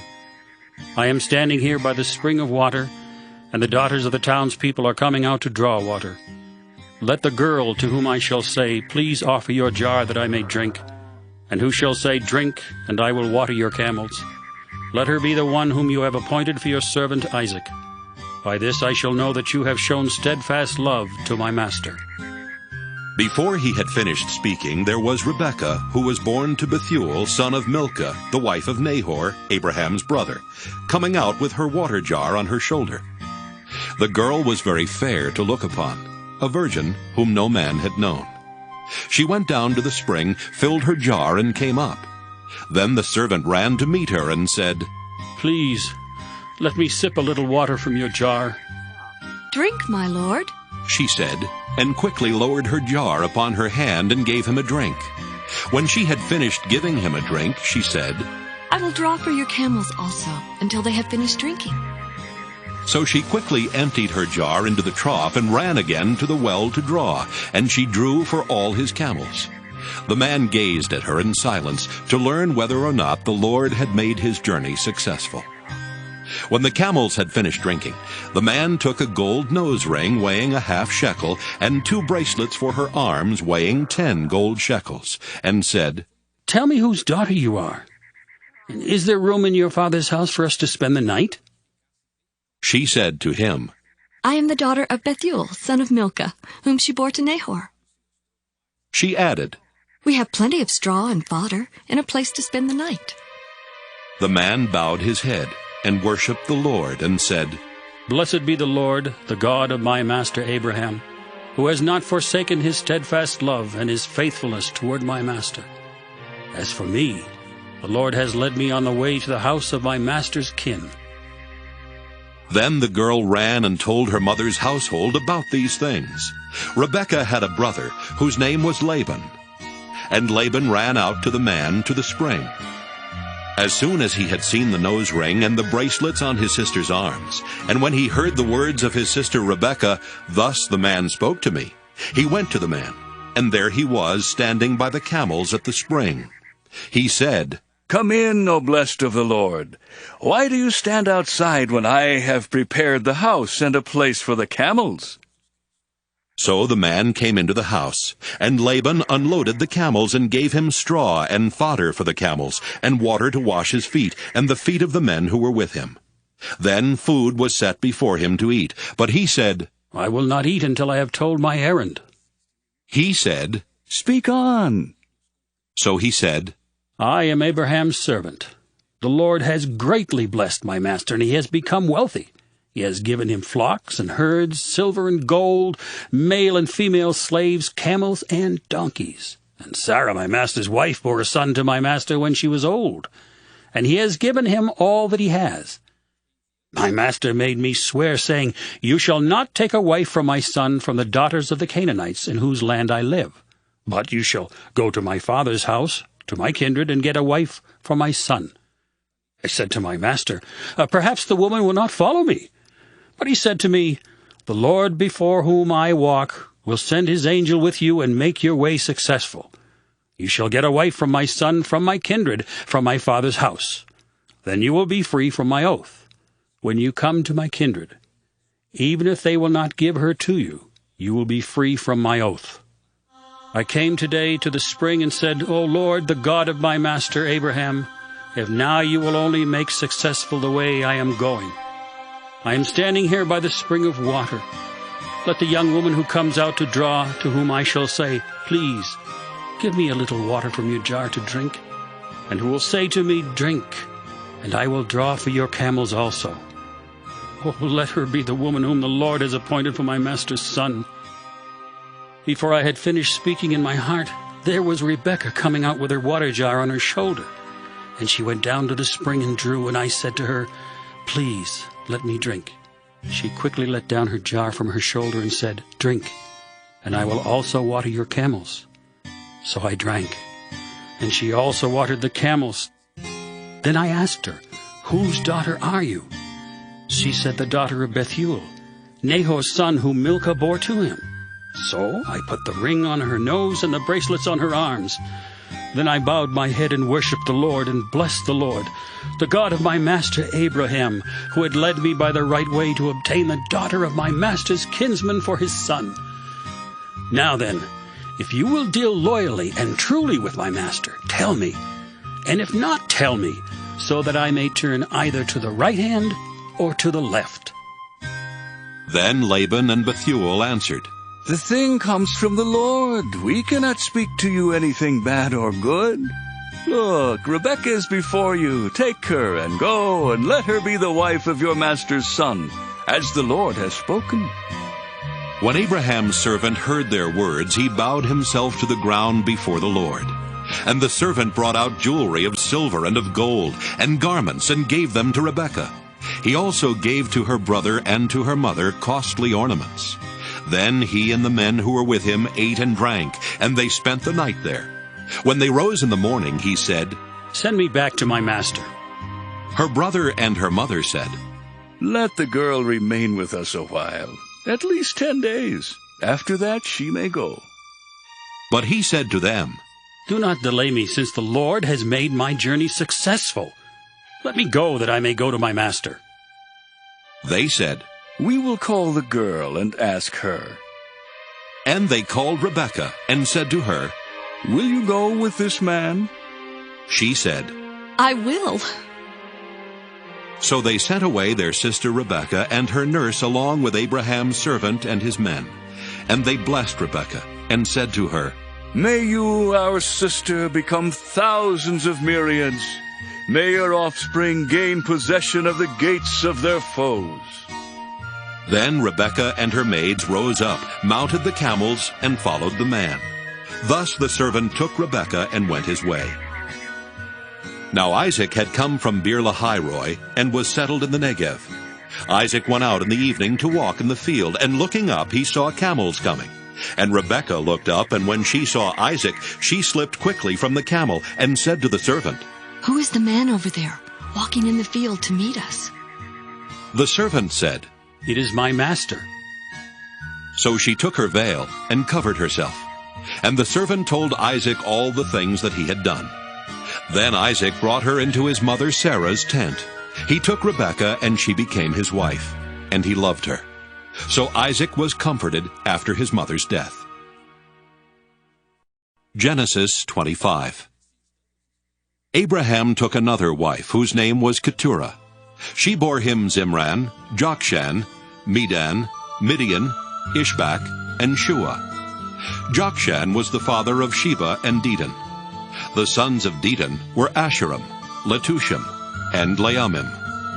The sons of Midian were Ephah, Epher, Hanok, Abida, and Eldaah.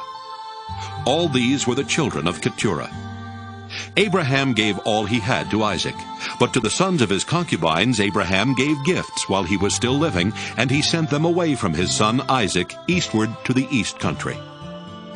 This is the length of Abraham's life, 175 years. Abraham breathed his last and died in a good old age, an old man and full of years, and was gathered to his people. His sons Isaac and Ishmael buried him in the cave of Machpelah, in the field of Ephron, son of Zohar the Hittite, east of Mamre, the field that Abraham purchased from the Hittites. There Abraham was buried with his wife Sarah. After the death of Abraham, God blessed his son Isaac, and Isaac settled at Beer-lahai-roi. These are the descendants of Ishmael, Abraham's son, whom Hagar the Egyptian, Sarah's slave girl, bore to Abraham. These are the names of the sons of Ishmael, named in the order of their birth: Nebaioth, the firstborn of Ishmael, and Kedar, Adbeel, Mibsam, Mishma, Duma, Massa, Hadad, Tema, Jeter, Naphish, and Kedemah. These are the sons of Ishmael, and these are their names by their villages and by their encampments, 12 princes according to their tribes. This is the length of the life of Ishmael, 137 years. He breathed his last and died, and was gathered to his people. They settled from Havilah to Shur, which is opposite Egypt in the direction of Assyria. He settled down alongside of all his people. These are the descendants of Isaac, Abraham's son. Abraham was the father of Isaac, and Isaac was 40 years old when he married Rebekah, daughter of Bethuel the Aramean, of Paddan Aram, sister of Laban the Aramean. Isaac prayed to the Lord for his wife, because she was barren. And the Lord granted his prayer, and his wife Rebekah conceived. The children struggled together within her, and she said, "If it is to be this way, why do I live?" So she went to inquire of the Lord.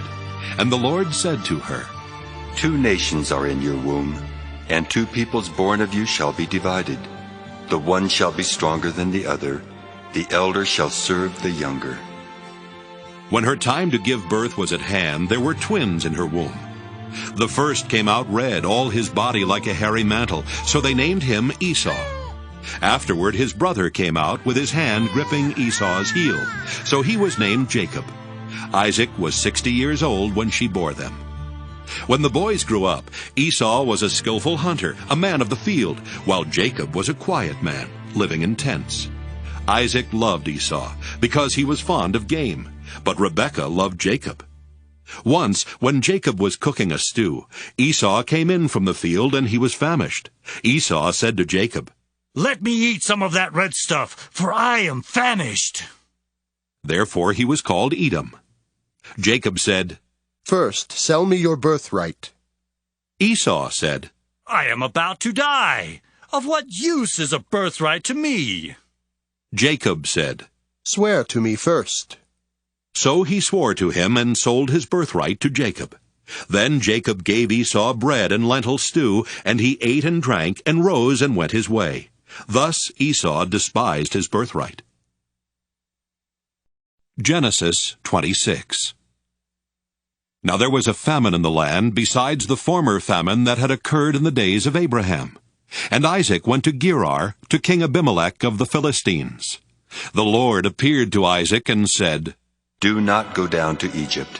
Settle in the land that I shall show you. Reside in this land as an alien, and I will be with you, and will bless you. For to you and to your descendants I will give all these lands, and I will fulfill the oath that I swore to your father Abraham. I will make your offspring as numerous as the stars of heaven, and will give to your offspring all these lands, and all the nations of the earth shall gain blessing for themselves through your offspring, because Abraham obeyed my voice and kept my charge, my commandments, my statutes, and my laws. So Isaac settled in Gerar. When the men of the place asked him about his wife, he said, She is my sister. For he was afraid to say, my wife, thinking, Or else the men of the place might kill me for the sake of Rebekah, because she is attractive in appearance.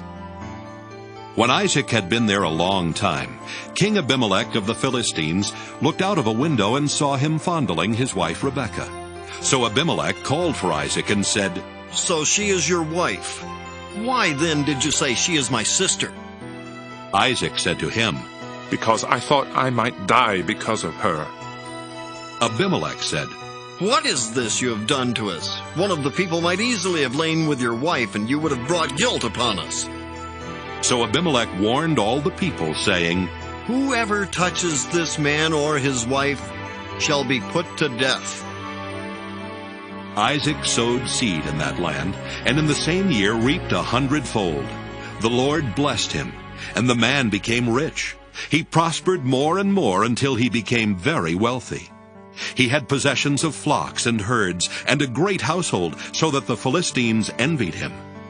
Now the Philistines had stopped up and filled with earth all the wells that his father's servants had dug in the days of his father Abraham. And Abimelech said to Isaac, Go away from us. You have become too powerful for us. So Isaac departed from there and camped in the valley of Gerar and settled there. Isaac dug again the wells of water that had been dug in the days of his father Abraham. For the Philistines had stopped them up after the death of Abraham, and he gave them the names that his father had given them. But when Isaac's servants dug in the valley and found there a well of spring water, the herders of Gerar quarreled with Isaac's herders, saying, The water is ours. So he called the well Esek, because they contended with him. Then they dug another well, and they quarreled over that one also. So he called it Sitnah. He moved from there and dug another well, and they did not quarrel over it. So he called it Rehoboth, saying, Now the Lord has made room for us, and we shall be fruitful in the land. From there he went up to Beersheba, and that very night the Lord appeared to him and said, I am the God of your father Abraham. Do not be afraid, for I am with you and will bless you and make your offspring numerous for my servant Abraham's sake. So he built an altar there, called on the name of the Lord, and pitched his tent there. And there Isaac's servants dug a well. Then Abimelech went to him from Gerar with Ahuzzath his adviser, and Phicol the commander of his army.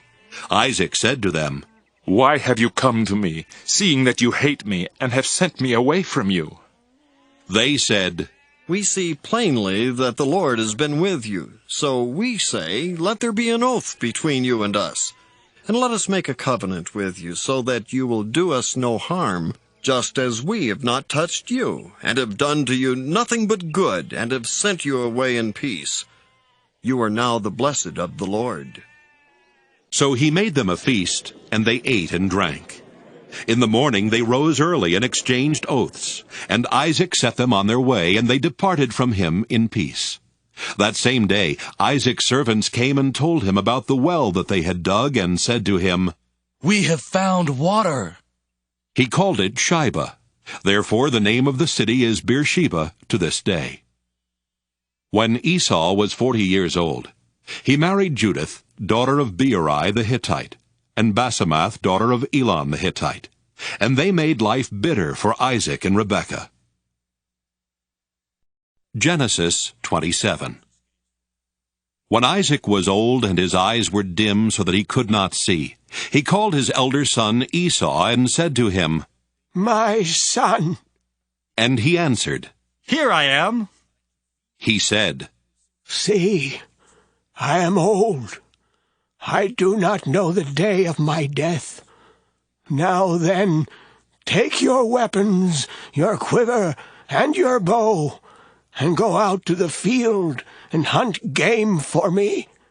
Then prepare for me savory food, such as I like, and bring it to me to eat, so that I may bless you before I die. Now Rebekah was listening when Isaac spoke to his son Esau. So when Esau went to the field to hunt for game and bring it, Rebekah said to her son Jacob, I heard your father say to your brother Esau, Bring me game and prepare for me savory food to eat, that I may bless you before the Lord before I die. Now therefore, my son, obey my word as I command you.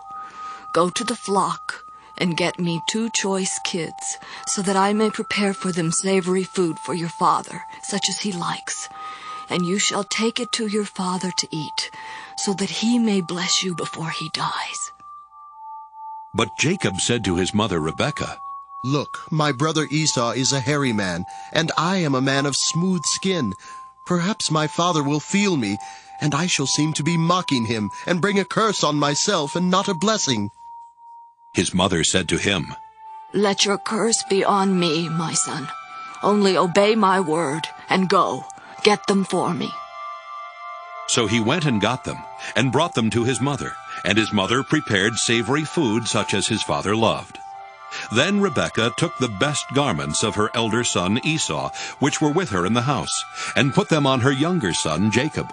And she put the skins of the kids on his hands, and on the smooth part of his neck. Then she handed the savory food and the bread that she had prepared to her son Jacob. So he went in to his father and said, My father. And he said, Here I am. Who are you, my son? Jacob said to his father, I am Esau, your firstborn. I have done as you told me. Now sit up and eat of my game, so that you may bless me. But Isaac said to his son, How is it that you have found it so quickly, my son? He answered, Because the Lord your God granted me success. Then Isaac said to Jacob, Come near, that I may feel you, my son. to know whether you are really my son Esau or not." So Jacob went up to his father Isaac, who felt him, and said, "The voice is Jacob's voice, but the hands are the hands of Esau." He did not recognize him, because his hands were hairy like his brother Esau's hands. So he blessed him. He said, "Are you really my son Esau?" He answered, "I am." Then he said, "Bring it to me, that I may eat of my son's game and bless you." So he brought it to him, and he ate. And he brought him wine, and he drank. Then his father Isaac said to him, "Come near and kiss me, my son." So he came near and kissed him. And he smelled the smell of his garments, and blessed him, and said, "Ah, the smell of my son is like the smell of a field that the Lord has blessed.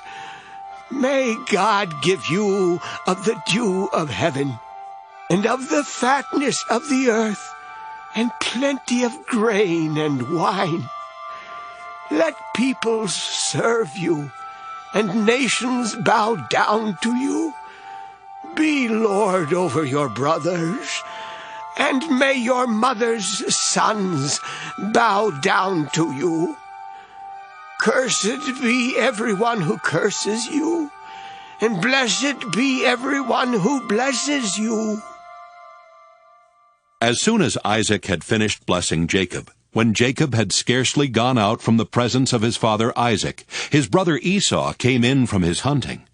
He also prepared savory food and brought it to his father. And he said to his father, "Let my father sit up and eat of his son's game, so that you may bless me." His father Isaac said to him, "Who are you?" He answered, "I am your firstborn son Esau." Then Isaac trembled violently and said, "Who was it then that hunted game and brought it to me? And I ate it all before you came, and I have blessed him. Yes, and blessed he shall be."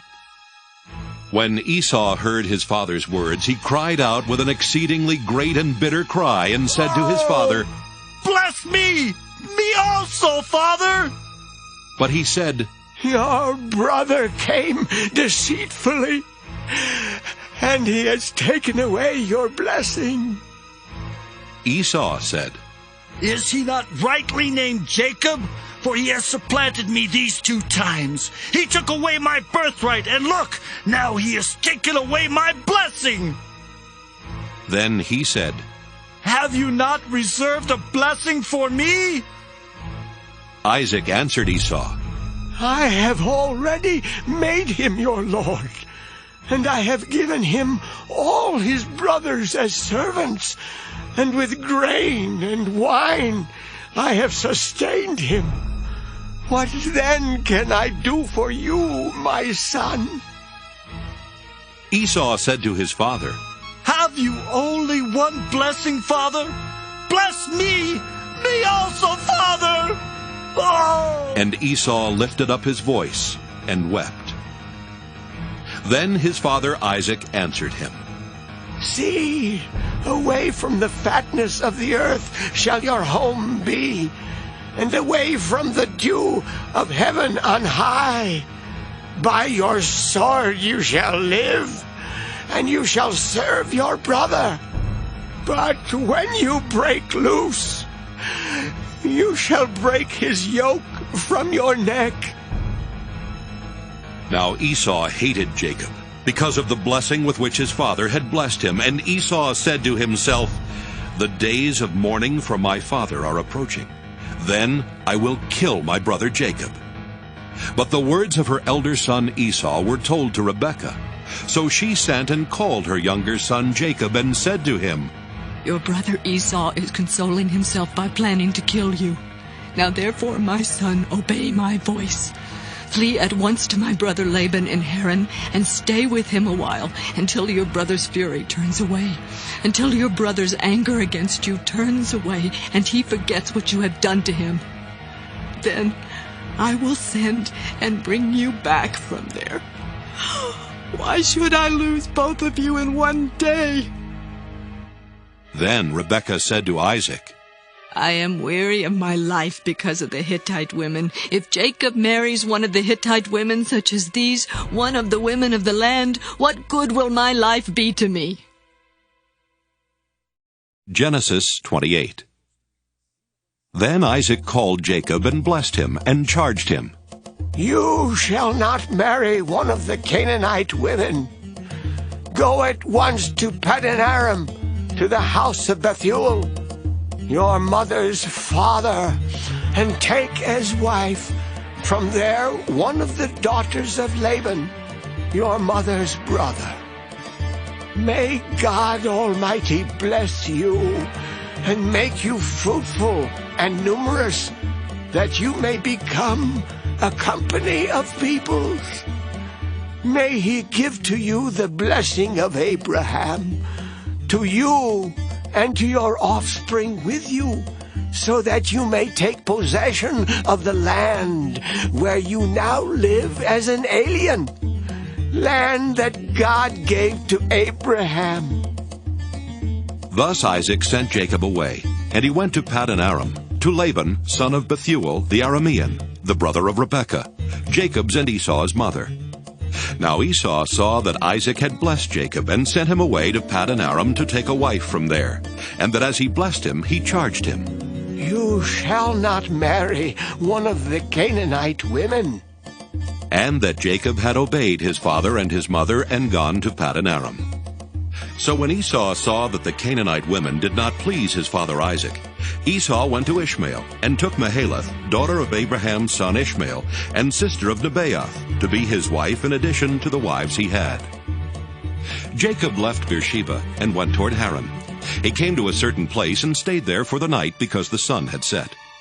Taking one of the stones of the place, he put it under his head, and lay down in that place. And he dreamed that there was a ladder set up on the earth, the top of it reaching to heaven, and the angels of God were ascending and descending on it. And the Lord stood beside him and said, I am the Lord, the God of Abraham your father, and the God of Isaac. The land on which you lie I will give to you and to your offspring. And your offspring shall be like the dust of the earth, and you shall spread abroad to the west, and to the east, and to the north, and to the south. And all the families of the earth shall be blessed in you and in your offspring. Know that I am with you, and will keep you wherever you go, and will bring you back to this land. For I will not leave you until I have done what I have promised you. Then Jacob woke from his sleep, and said, Surely the Lord is in this place, and I did not know it. And he was afraid, and said, How awesome is this place! This is none other than the house of God, and this is the gate of heaven. So Jacob rose early in the morning, and he took the stone that he had put under his head, and set it up for a pillar, and poured oil on the top of it. He called that place Bethel, but the name of the city was Luz at the first. Then Jacob made a vow, saying, If God will be with me, and will keep me in this way that I go, and will give me bread to eat and clothing to wear, so that I come again to my father's house in peace, then the Lord shall be my God, and this stone which I have set up for a pillar shall be God's house. And of all that you give me, I will surely give 1/10 to you. Genesis 29. Then Jacob went on his journey, and came to the land of the people of the east. As he looked, he saw a well in the field, and 3 flocks of sheep lying there beside it. For out of that well the flocks were watered. The stone on the well's mouth was large, and when all the flocks were gathered there, the shepherds would roll the stone from the mouth of the well, and water the sheep, and put the stone back in its place on the mouth of the well. Jacob said to them, My brothers, where do you come from? They said, We are from Haran. He said to them, Do you know Laban, son of Nahor? They said, We do. He said to them, Is it well with him? Yes, they replied. And here is his daughter Rachel coming with the sheep. He said, Look, it is still broad daylight. It is not time for the animals to be gathered together. Water the sheep, and go, pasture them. But they said, "We cannot until all the flocks are gathered together and the stone is rolled from the mouth of the well. Then we water the sheep." While he was still speaking with them, Rachel came with her father's sheep, for she kept them. Now when Jacob saw Rachel, the daughter of his mother's brother Laban, and the sheep of his mother's brother Laban, Jacob went up and rolled the stone from the well's mouth and watered the flock of his mother's brother Laban. Then Jacob kissed Rachel and wept aloud. And Jacob told Rachel that he was her father's kinsman, and that he was Rebekah's son. And she ran and told her father. When Laban heard the news about his sister's son Jacob, he ran to meet him. He embraced him and kissed him, and brought him to his house. Jacob told Laban all these things, and Laban said to him, "Surely you are my bone and my flesh." And he stayed with him a month. Then Laban said to Jacob, "Because you are my kinsman, should you therefore serve me for nothing? Tell me, what shall your wages be?" Now Laban had 2 daughters. The name of the elder was Leah, and the name of the younger was Rachel. Leah's eyes were lovely, and Rachel was graceful and beautiful. Jacob loved Rachel, so he said, "I will serve you 7 years for your younger daughter Rachel." Laban said, "It is better that I give her to you than that I should give her to any other man. Stay with me." So Jacob served 7 years for Rachel, and they seemed to him but a few days because of the love he had for her. Then Jacob said to Laban, "Give me my wife, that I may go in to her, for my time is completed." So Laban gathered together all the people of the place and made a feast.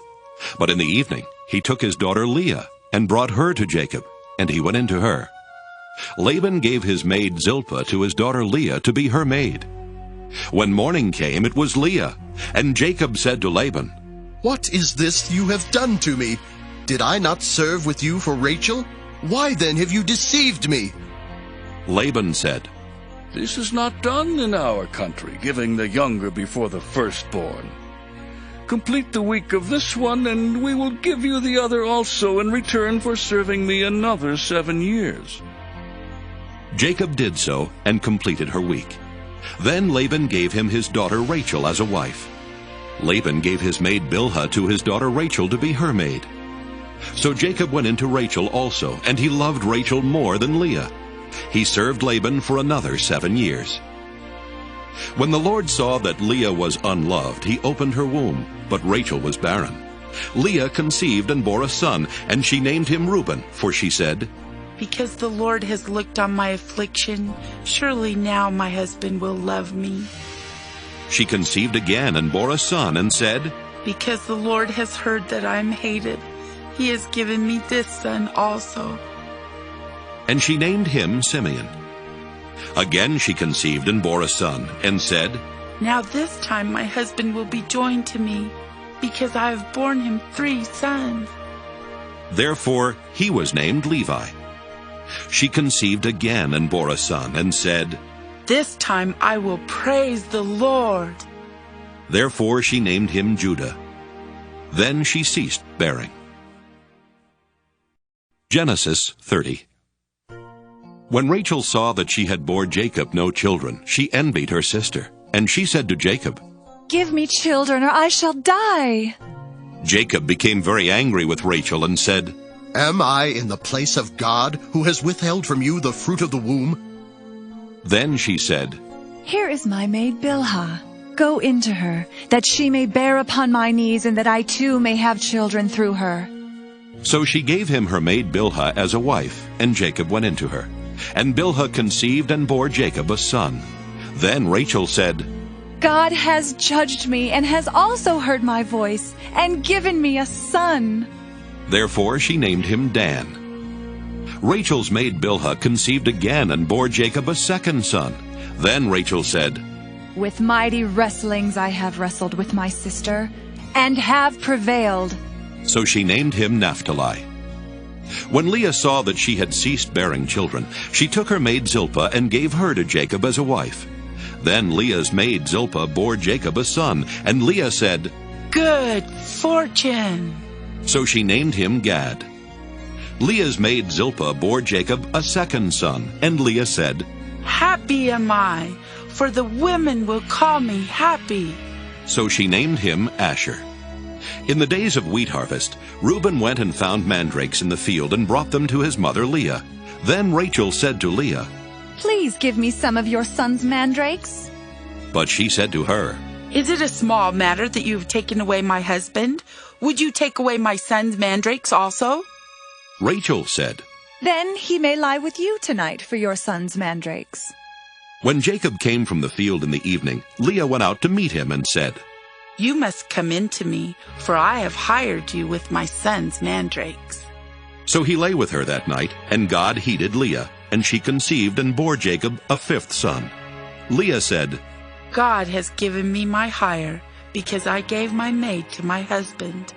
So she named him Issachar. And Leah conceived again, and she bore Jacob a sixth son.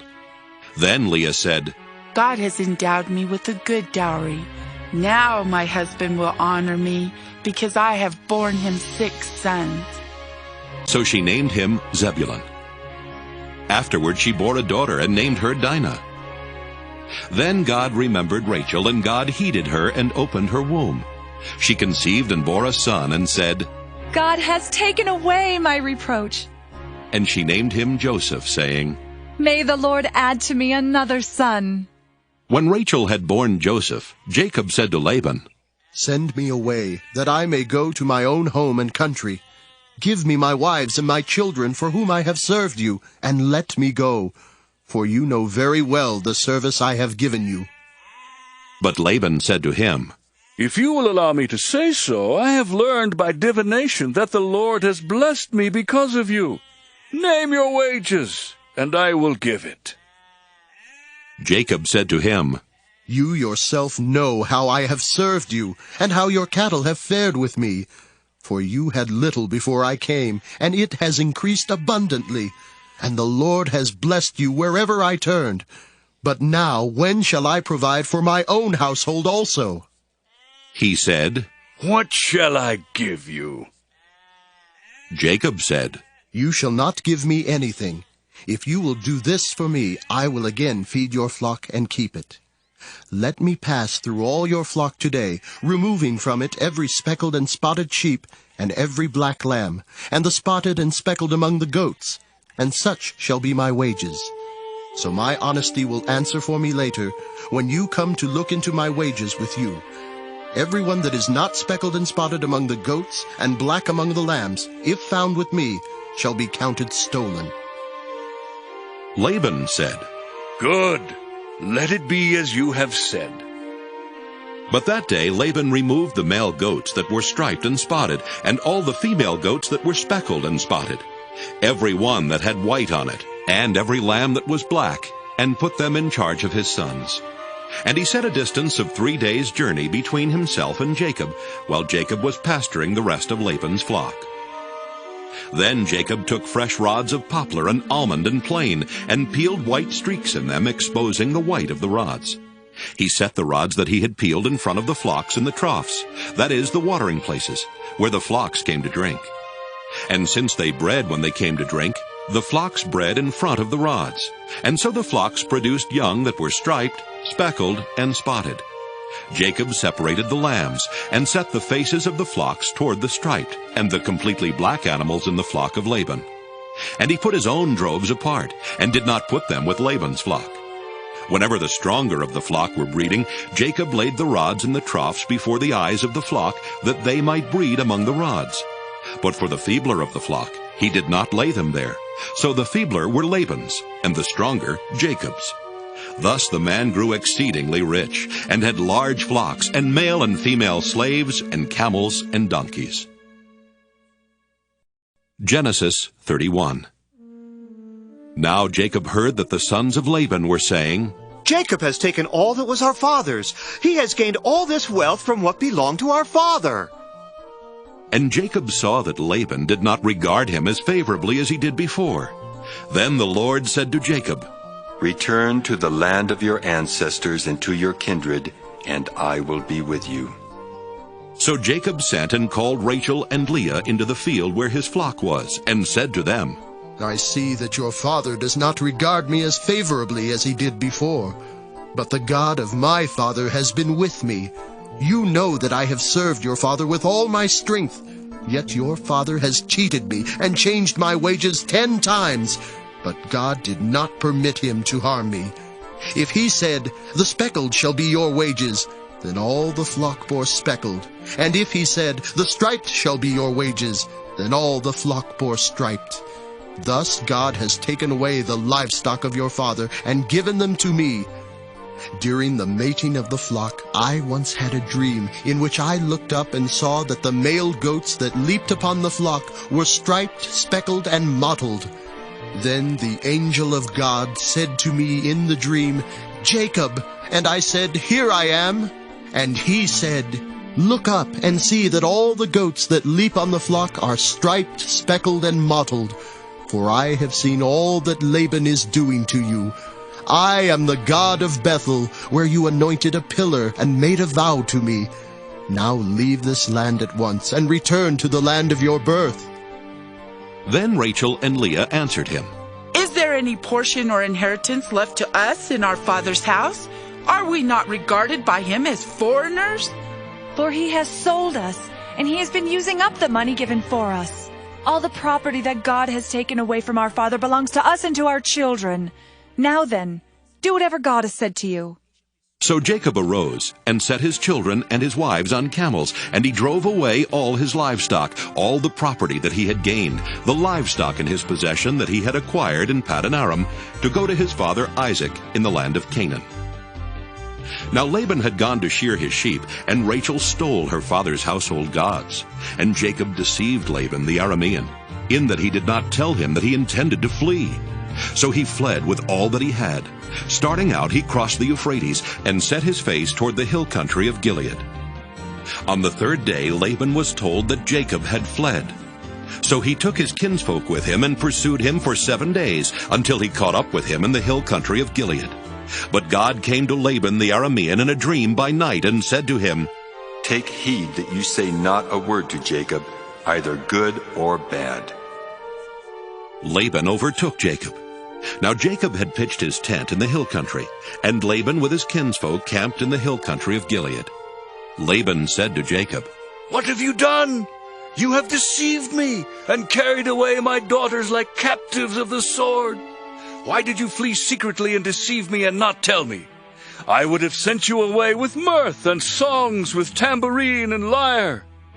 And why did you not permit me to kiss my sons and my daughters farewell? What you have done is foolish. It is in my power to do you harm. But the God of your father spoke to me last night, saying, Take heed that you speak to Jacob neither good nor bad. Even though you had to go because you longed greatly for your father's house, why did you steal my gods? Jacob answered Laban, Because I was afraid, for I thought that you would take your daughters from me by force. But anyone with whom you find your gods shall not live. In the presence of our kinsfolk, point out what I have that is yours, and take it. Now Jacob did not know that Rachel had stolen the gods. So Laban went into Jacob's tent, and into Leah's tent, and into the tent of the 2 maids, but he did not find them. And he went out of Leah's tent and entered Rachel's. Now Rachel had taken the household gods and put them in the camel's saddle and sat on them. Laban felt all about in the tent, but did not find them. And she said to her father, Let not my lord be angry that I cannot rise before you, for the way of women is upon me. So he searched, but did not find the household gods. Then Jacob became angry and upbraided Laban. Jacob said to Laban, What is my offense? What is my sin that you have hotly pursued me? Although you have felt about through all my goods, what have you found of all your household goods? Set it here before my kinsfolk and your kinsfolk, so that they may decide between us two. These 20 years I have been with you. Your ewes and your female goats have not miscarried, and I have not eaten the rams of your flocks. That which was torn by wild beasts I did not bring to you. I bore the loss of it myself. Of my hand you required it, whether stolen by day or stolen by night.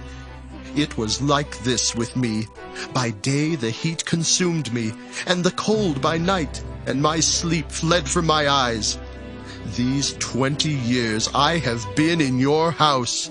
I served you 14 years for your 2 daughters, and 6 years for your flock, and you have changed my wages 10 times.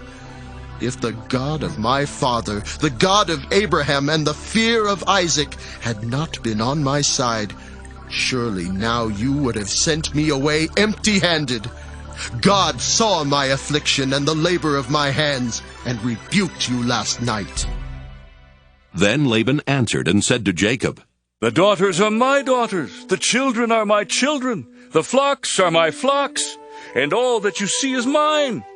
But what can I do today about these daughters of mine, or about their children whom they have borne? Come now, let us make a covenant, you and I, and let it be a witness between you and me. So Jacob took a stone and set it up as a pillar. And Jacob said to his kinsfolk, Gather stones.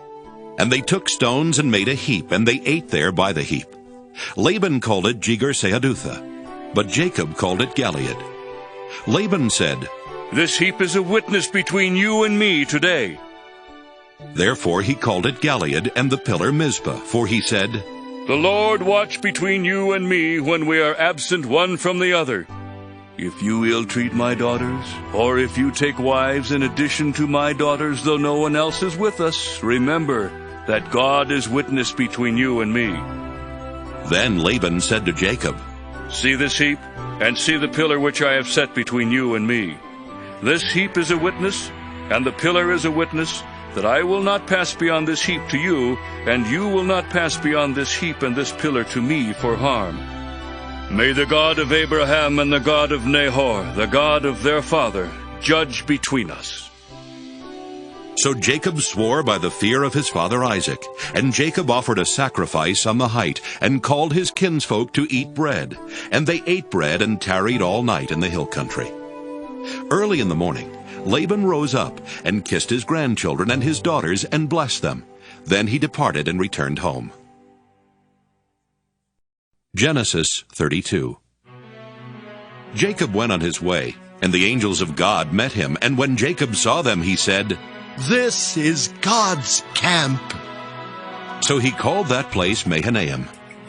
Jacob sent messengers before him to his brother Esau in the land of Seir, the country of Edom, instructing them, Thus you shall say to my lord Esau, Thus says your servant Jacob, I have lived with Laban as an alien, and stayed until now, and I have oxen, donkeys, flocks, male and female slaves, and I have sent to tell my lord, in order that I may find favor in your sight. The messengers returned to Jacob, saying, We came to your brother Esau, and he is coming to meet you, and 400 men are with him. Then Jacob was greatly afraid and distressed, and he divided the people that were with him, and the flocks and herds and camels, into 2 companies, thinking, If Esau comes to the one company and destroys it, then the company that is left will escape. And Jacob said, O God of my father Abraham, and God of my father Isaac, O Lord, who said to me, Return to your country and to your kindred, and I will do you good. I am not worthy of the least of all the steadfast love and all the faithfulness that you have shown to your servant. For with only my staff I crossed this Jordan, and now I have become 2 companies. Deliver me, please, from the hand of my brother, from the hand of Esau, for I am afraid of him. He may come and kill us all, the mothers with the children. Yet you have said, I will surely do you good, and make your offspring as the sand of the sea, which cannot be counted because of their number. So he spent that night there, and from what he had with him, he took a present for his brother Esau, 200 female goats and 20 male goats, 200 ewes and 20 rams, 30 milch camels and their colts, 40 cows and 10 bulls, 20 female donkeys and 10 male donkeys. These he delivered into the hand of his servants, every drove by itself, and said to his servants, Pass on ahead of me, and put a space between drove and drove. He instructed the foremost. When Esau my brother meets you and asks you, "To whom do you belong? Where are you going? And whose are these ahead of you?" then you shall say, "They belong to your servant Jacob. They are a present sent to my lord Esau, and moreover he is behind us." He likewise instructed the second and the third and all who followed the droves. You shall say the same thing to Esau when you meet him, and you shall say, "Moreover your servant Jacob is behind us." For he thought, I may appease him with the present that goes ahead of me, and afterwards I shall see his face. Perhaps he will accept me. So the present passed on ahead of him, and he himself spent that night in the camp. The same night he got up and took his 2 wives, his 2 maids, and his 11 children, and crossed the ford of the Jabbok. He took them and sent them across the stream, and likewise everything that he had. Jacob was left alone, and a man wrestled with him until daybreak. When the man saw that he did not prevail against Jacob, he struck him on the hip socket, and Jacob's hip was put out of joint as he wrestled with him. Then he said, "Let me go, for the day is breaking." But Jacob said, I will not let you go unless you bless me. So he said to him, "What is your name?" And he said, Jacob. Then the man said, "You shall no longer be called Jacob, but Israel, for you have striven with God and with humans and have prevailed." Then Jacob asked him, Please, tell me your name. But he said, "Why is it that you ask my name?" And there he blessed him. So Jacob called the place Peniel, saying, For I have seen God face to face, and yet my life is preserved. The sun rose upon him as he passed Peniel, limping because of his hip. Therefore to this day the Israelites do not eat the thigh muscle that is on the hip socket, because he struck Jacob on the hip socket at the thigh muscle. Genesis 33. Now Jacob looked up and saw Esau coming, and 400 men with him. So he divided the children among Leah and Rachel and the 2 maids. He put the maids with their children in front, then Leah with her children, and Rachel and Joseph last of all. He himself went on ahead of them, bowing himself to the ground 7 times until he came near his brother. But Esau ran to meet him and embraced him, and fell on his neck and kissed him, and they wept. When Esau looked up and saw the women and children, he said, "Who are these with you?" Jacob said, The children whom God has graciously given your servant. Then the maids drew near, they and their children, and bowed down. Leah likewise and her children drew near and bowed down, and finally Joseph and Rachel drew near, and they bowed down. Esau said, "What do you mean by all this company that I met?" Jacob answered, To find favor with my Lord. But Esau said, "I have enough, my brother. Keep what you have for yourself." Jacob said, No, please. If I find favor with you, then accept my present from my hand. For truly to see your face is like seeing the face of God, since you have received me with such favor. Please accept my gift that is brought to you, because God has dealt graciously with me, and because I have everything I want." So he urged him, and he took it. Then Esau said, "Let us journey on our way, and I will go alongside you." But Jacob said to him, My Lord knows that the children are frail, and that the flocks and herds which are nursing are a care to me. And if they are overdriven for one day, all the flocks will die.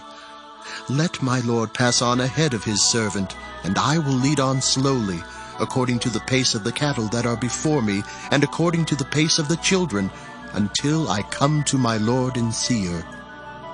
So Esau said, "Let me leave with you some of the people who are with me." But he said, Why should my Lord be so kind to me? So Esau returned that day on his way to Seir, but Jacob journeyed to Succoth, and built himself a house, and made booths for his cattle. Therefore the place is called Succoth. Jacob came safely to the city of Shechem, which is in the land of Canaan, on his way from Paddan Aram, and he camped before the city. And from the sons of Hamor, Shechem's father, he bought for 100 pieces of money the plot of land on which he had pitched his tent. There he erected an altar, and called it El Elohe Israel. Genesis 34. Now Dinah, the daughter of Leah, whom she had borne to Jacob, went out to visit the women of the region. When Shechem, son of Hamor the Hivite, prince of the region, saw her, he seized her and lay with her by force. And his soul was drawn to Dinah, daughter of Jacob. He loved the girl, and spoke tenderly to her.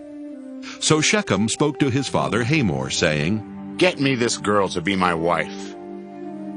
Now Jacob heard that Shechem had defiled his daughter Dinah, but his sons were with his cattle in the field, so Jacob held his peace until they came. And Hamor, the father of Shechem, went out to Jacob to speak with him, just as the sons of Jacob came in from the field. When they heard of it, the men were indignant and very angry, because he had committed an outrage in Israel by lying with Jacob's daughter, for such a thing ought not to be done. But Hamor spoke with them, saying, "The heart of my son Shechem longs for your daughter. Please give her to him in marriage.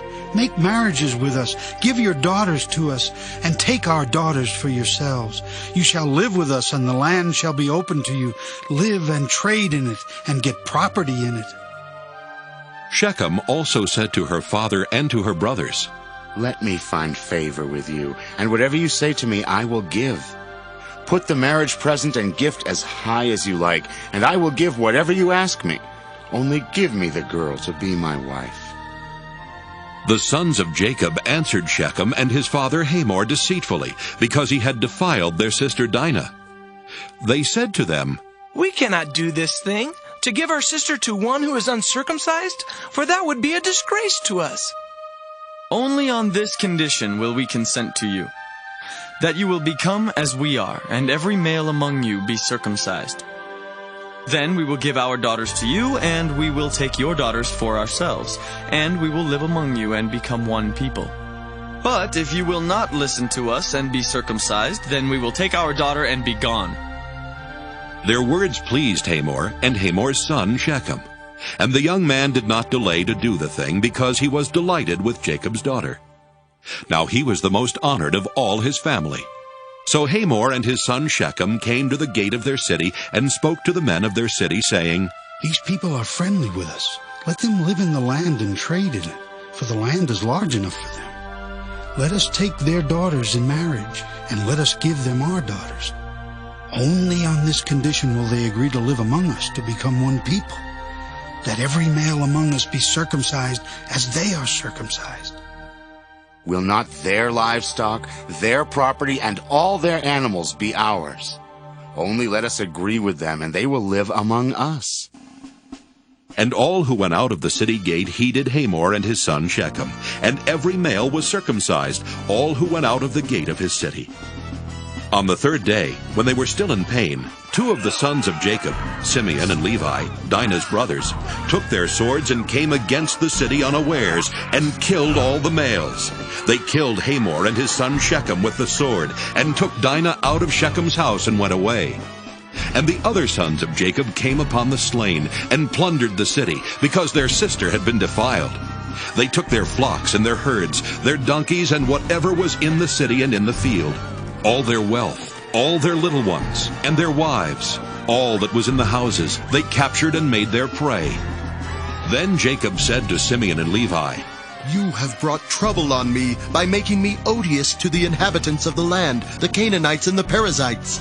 My numbers are few, and if they gather themselves against me and attack me, I shall be destroyed, both I and my household." But they said, "Should our sister be treated like a whore?" Genesis 35. God said to Jacob, "Arise, go up to Bethel and settle there. Make an altar there to the God who appeared to you when you fled from your brother Esau." So Jacob said to his household and to all who were with him, "Put away the foreign gods that are among you, and purify yourselves, and change your clothes. Then come, let us go up to Bethel, that I may make an altar there to the God who answered me in the day of my distress, and has been with me wherever I have gone." So they gave to Jacob all the foreign gods that they had, and the rings that were in their ears, and Jacob hid them under the oak that was near Shechem. As they journeyed, a terror from God fell upon the cities all around them, so that no one pursued them. Jacob came to Luz, that is Bethel, which is in the land of Canaan, he and all the people who were with him, and there he built an altar and called the place El Bethel, because it was there that God had revealed himself to him when he fled from his brother. And Deborah, Rebekah's nurse, died, and she was buried under an oak below Bethel. So it was called Allon-Bacuth. God appeared to Jacob again when he came from Paddan Aram, and he blessed him.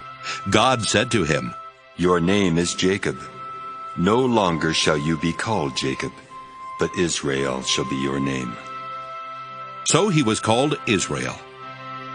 God said to him, "I am God Almighty.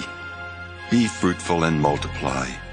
A nation and a company of nations shall come from you, and kings shall spring from you. The land that I gave to Abraham and Isaac I will give to you, and I will give the land to your offspring after you." Then God went up from him at the place where he had spoken with him. Jacob set up a pillar in the place where he had spoken with him, a pillar of stone, and he poured out a drink offering on it, and poured oil on it. So Jacob called the place where God had spoken with him Bethel. Then they journeyed from Bethel, and when they were still some distance from Ephrath, Rachel was in childbirth, and she had hard labor. When she was in her hard labor, the midwife said to her, "Do not be afraid, for now you will have another son." As her soul was departing, for she died, she named him Ben-Oni, but his father called him Benjamin. So Rachel died, and she was buried on the way to Ephrath, that is Bethlehem. And Jacob set up a pillar at her grave. It is the pillar of Rachel's tomb, which is there to this day. Israel journeyed on, and pitched his tent beyond the Tower of Eder. While Israel lived in that land, Reuben went and lay with Bilhah his father's concubine, and Israel heard of it. Now the sons of Jacob were 12. The sons of Leah, Reuben, Jacob's firstborn, Simeon, Levi, Judah, Issachar, and Zebulun. The sons of Rachel, Joseph and Benjamin. The sons of Bilhah, Rachel's maid, Dan and Naphtali. The sons of Zilpah, Leah's maid, Gad and Asher. These were the sons of Jacob, who were born to him in Paddan Aram. Jacob came to his father Isaac at Mamre, or Kiriath Arba, that is Hebron, where Abraham and Isaac had resided as aliens. Now the days of Isaac were 180 years, and Isaac breathed his last. He died and was gathered to his people, old and full of days, and his sons Esau and Jacob buried him. Genesis 36. These are the descendants of Esau, that is Edom. Esau took his wives from the Canaanites, Adah, daughter of Elon the Hittite, Oholibamah, daughter of Anah, son of Zibeon the Hivite, and Basemath, Ishmael's daughter, sister of Nebaioth. Adah bore Eliphaz to Esau. Basemath bore Reuel, and Oholibamah bore Jeush, Jalam, and Korah. These are the sons of Esau, who were born to him in the land of Canaan. Then Esau took his wives, his sons, his daughters, and all the members of his household, his cattle, all his livestock, and all the property he had acquired in the land of Canaan, and he moved to a land some distance from his brother Jacob. For their possessions were too great for them to live together. The land where they were staying could not support them because of their livestock. So Esau settled in the hill country of Seir. Esau is Edom. These are the descendants of Esau, ancestor of the Edomites, in the hill country of Seir. These are the names of Esau's sons: Eliphaz, son of Adah, the wife of Esau; Reuel, the son of Esau's wife Basemath. The sons of Eliphaz were Teman, Omar, Zepho, Gatam, and Kenaz. Timnah was a concubine of Eliphaz, Esau's son. She bore Abimelech to Eliphaz. These were the sons of Adah, Esau's wife. These were the sons of Reuel: Nahath, Zerah, Shammah, and Mizah. These were the sons of Esau's wife Basemath. These were the sons of Esau's wife Oholibamah, daughter of Anah, son of Zibeon. She bore to Esau Jeush, Jalam, and Korah. These are the clans of the sons of Esau, the sons of Eliphaz, the firstborn of Esau, the clans Teman, Omar, Zepho, Kenaz, Korah, Gatam, and Amalek. These are the clans of Eliphaz in the land of Edom. They are the sons of Adah. These are the sons of Esau's son Reuel, the clans Nahath, Zerah, Shammah, and Mizah. These are the clans of Reuel in the land of Edom. They are the sons of Esau's wife Basemath. These are the sons of Esau's wife Oholibamah, the clans Jeush, Jalam, and Korah. These are the clans born of Esau's wife Oholibamah, the daughter of Anah. These are the sons of Esau, that is Edom, and these are their clans. These are the sons of Seir the Horite, the inhabitants of the land: Lotan, Shobal, Zibeon, Anah, Dishon, Ezer, and Dishan. These are the clans of the Horites, the sons of Seir in the land of Edom. The sons of Lotan were Hori and Heman, and Lotan's sister was Timnah. These are the sons of Shobal: Alvan, Manahath, Ebal, Shepho, and Onam. These are the sons of Zibeon: Ea and Anah. He is the Anah who found the springs in the wilderness as he pastured the donkeys of his father Zibeon. These are the children of Anah: Dishon and Oholibamah, daughter of Anah. These are the sons of Dishon: Hemdan, Eshban, Ithran, and Kiran. These are the sons of Ezer: Bilhan, Zaavan, and Achan. These are the sons of Dishan: Uz and Aaron. These are the clans of the Horites, the clans Lotan, Shobal, Zibeon, Anah, Dishon, Ezer, and Dishan. These are the clans of the Horites, clan by clan, in the land of Seir. These are the kings who reigned in the land of Edom before any king reigned over the Israelites. Bela, son of Beor, reigned in Edom, the name of his city being Dinhabah. Bela died, and Jobab, son of Zerah of Bozrah, succeeded him as king. Jobab died, and Husham of the land of the Temanites succeeded him as king. Husham died, and Hadad, son of Bedad, who defeated Midian in the country of Moab, succeeded him as king, the name of his city being Avith. Hadad died, and Samlah of Masrekah succeeded him as king. Samlah died, and Shaul of Rehoboth on the Euphrates succeeded him as king. Shaul died, and Baal-Hanan, son of Akbor, succeeded him as king. Baal-Hanan, son of Akbor, died, and Hadar succeeded him as king, the name of his city being Pau. His wife's name was Mehetabel, the daughter of Matred, daughter of Mezahab. These are the names of the clans of Esau, according to their families and their localities by their names: the clans Timnah, Alva, Jetheth, Oholibamah, Elah, Pinon, Kenaz, Teman, Mibzar, Magdiel, and Iram. These are the clans of Edom, that is Esau, the father of Edom, according to their settlements in the land that they held. Genesis 37. Jacob settled in the land where his father had lived as an alien, the land of Canaan. This is the story of the family of Jacob. Joseph, being 17 years old, was shepherding the flock with his brothers. He was a helper to the sons of Bilhah and Zilpah, his father's wives. And Joseph brought a bad report of them to their father. Now Israel loved Joseph more than any other of his children, because he was the son of his old age. And he had made him a long robe with sleeves. But when his brothers saw that their father loved him more than all his brothers, they hated him, and could not speak peaceably to him.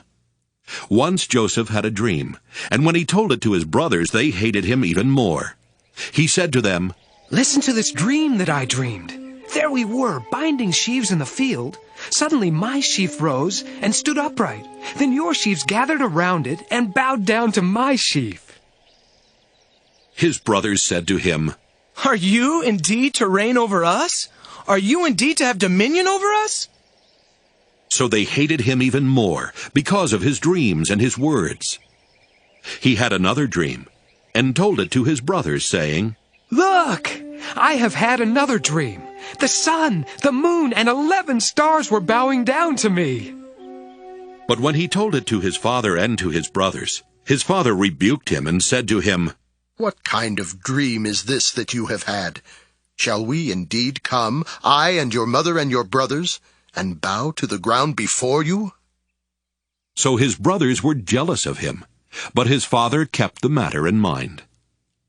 Now his brothers went to pasture their father's flock near Shechem, and Israel said to Joseph, "Are not your brothers pasturing the flock at Shechem?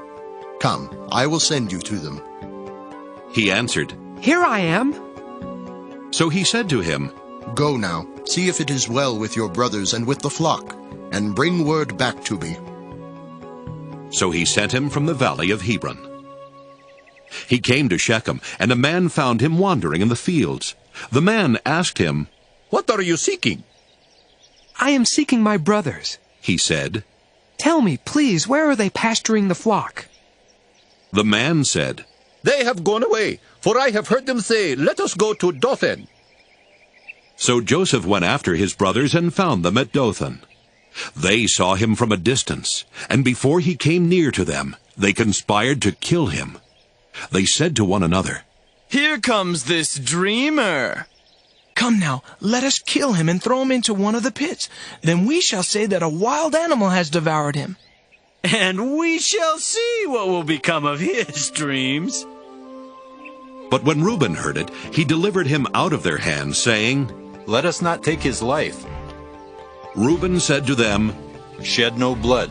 Throw him into this pit here in the wilderness, but lay no hand on him." that he might rescue him out of their hand and restore him to his father. So when Joseph came to his brothers, they stripped him of his robe, the long robe with sleeves that he wore, and they took him and threw him into a pit. The pit was empty, there was no water in it. Then they sat down to eat, and looking up they saw a caravan of Ishmaelites coming from Gilead, with their camels carrying gum, balm, and resin, on their way to carry it down to Egypt. Then Judah said to his brothers, "What profit is it if we kill our brother and conceal his blood? Come, let us sell him to the Ishmaelites and not lay our hands on him, for he is our brother, our own flesh." And his brothers agreed. When some Midianite traders passed by, they drew Joseph up, lifting him out of the pit, and sold him to the Ishmaelites for 20 pieces of silver. And they took Joseph to Egypt. When Reuben returned to the pit and saw that Joseph was not in the pit, he tore his clothes. He returned to his brothers and said, "The boy is gone, and where can I turn?" Then they took Joseph's robe, slaughtered a goat, and dipped the robe in the blood. They had the long robe with sleeves taken to their father, and they said, "This we have found. See now whether it is your son's robe or not." He recognized it and said, "It is my son's robe. A wild animal has devoured him. Joseph is without doubt torn to pieces." Then Jacob tore his garments and put sackcloth on his loins, and mourned for his son many days. All his sons and all his daughters sought to comfort him, but he refused to be comforted and said, "No, I shall go down to Sheol to my son, mourning." Thus his father bewailed him. Meanwhile the Midianites had sold him in Egypt to Potiphar, one of Pharaoh's officials, the captain of the guard. Genesis 38. It happened at that time that Judah went down from his brothers and settled near a certain Adulamite, whose name was Hira. There Judah saw the daughter of a certain Canaanite, whose name was Shua. He married her and went into her. She conceived and bore a son, and he named him Again she conceived and bore a son, whom she named Onan. Yet again she bore a son, and she named him Shelah. She was in Chezib when she bore him. Judah took a wife for his firstborn. Her name was Tamar. But Judah's firstborn, was wicked in the sight of the Lord, and the Lord put him to death. Then Judah said to Onan, "Go into your brother's wife, and perform the duty of a brother-in-law to her. Raise up offspring for your brother." But since Onan knew that the offspring would not be his, he spilled his semen on the ground whenever he went into his brother's wife, so that he would not give offspring to his brother. What he did was displeasing in the sight of the Lord, and he put him to death also. Then Judah said to his daughter-in-law Tamar, "Remain a widow in your father's house until my son Shelah grows up." For he feared that he too would die like his brothers. So Tamar went to live in her father's house. In course of time, the wife of Judah, Shua's daughter, died. When Judah's time of mourning was over, he went up to Timnah to his sheep shearers, he and his friend Hira, the Adullamite.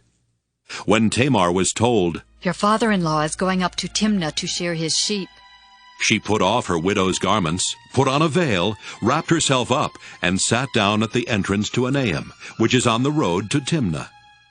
She saw that Shelah was grown up, yet she had not been given to him in marriage. When Judah saw her, he thought her to be a prostitute, for she had covered her face. He went over to her at the roadside and said, "Come, let me come in to you." For he did not know that she was his daughter-in-law. She said, "What will you give me that you may come in to me?" He answered, "I will send you a kid from the flock." And she said, "Only if you give me a pledge until you send it." He said, "What pledge shall I give you?" She replied, "Your signet and your cord and the staff that is in your hand." So he gave them to her and went into her, and she conceived by him. Then she got up and went away, and taking off her veil she put on the garments of her widowhood. When Judah sent the kid by his friend the Adullamite to recover the pledge from the woman, he could not find her. He asked the townspeople, "Where is the temple prostitute who was at Enaim by the wayside?" But they said, "No prostitute has been here." So he returned to Judah and said, "I have not found her. Moreover, the townspeople said no prostitute has been here." Judah replied, "Let her keep the things as her own, otherwise we will be laughed at. You see, I sent this kid, and you could not find her." About 3 months later, Judah was told, "Your daughter-in-law Tamar has played the whore. Moreover, she is pregnant as a result of whoredom." And Judah said, "Bring her out, and let her be burned." As she was being brought out, she sent word to her father-in-law. "It was the owner of these who made me pregnant." And she said, "Take note, please, whose these are, the signet and the cord and the staff." Then Judah acknowledged them and said, "She is more in the right than I, since I did not give her to my son Shelah." And he did not lie with her again. When the time of her delivery came, there were twins in her womb. While she was in labor, one put out a hand, and the midwife took and bound on his hand a crimson thread, saying, "This one came out first." But just then he drew back his hand, and out came his brother, and she said, "What a breach you have made for yourself." Therefore he was named Perez. Afterward his brother came out with the crimson thread on his hand, and he was named Zerah. Genesis 39. Now Joseph was taken down to Egypt, and Potiphar, an officer of Pharaoh, the captain of the guard, an Egyptian, bought him from the Ishmaelites who had brought him down there. The Lord was with Joseph, and he became a successful man. He was in the house of his Egyptian master. His master saw that the Lord was with him, and that the Lord caused all that he did to prosper in his hands. So Joseph found favor in his sight and attended him. He made him overseer of his house, and put him in charge of all that he had. From the time that he made him overseer in his house, and over all that he had, the Lord blessed the Egyptian's house for Joseph's sake. The blessing of the Lord was on all that he had in house and field. So he left all that he had in Joseph's charge, and with him there he had no concern for anything but the food that he ate. Now Joseph was handsome and good-looking, and after a time his master's wife cast her eyes on Joseph and said, "Lie with me." But he refused, and said to his master's wife, Look, with me here, my master has no concern about anything in the house, and he has put everything that he has in my hand. He is not greater in this house than I am, nor has he kept back anything from me except yourself, because you are his wife. How then could I do this great wickedness and sin against God?" And although she spoke to Joseph day after day, he would not consent to lie beside her or to be with her. One day, however, when he went into the house to do his work, and while no one else was in the house, she caught hold of his garment, saying, "Lie with me." But he left his garment in her hand, and fled and ran outside. When she saw that he had left his garment in her hand and had fled outside, she called out to the members of her household and said to them, "See, my husband has brought among us a Hebrew to insult us. He came into me to lie with me, and I cried out with a loud voice. And when he heard me raise my voice and cry out, he left his garment beside me and fled outside." Then she kept his garment by her until his master came home, and she told him the same story, saying, "The Hebrew servant whom you have brought among us came into me to insult me. But as soon as I raised my voice and cried out, he left his garment beside me and fled outside."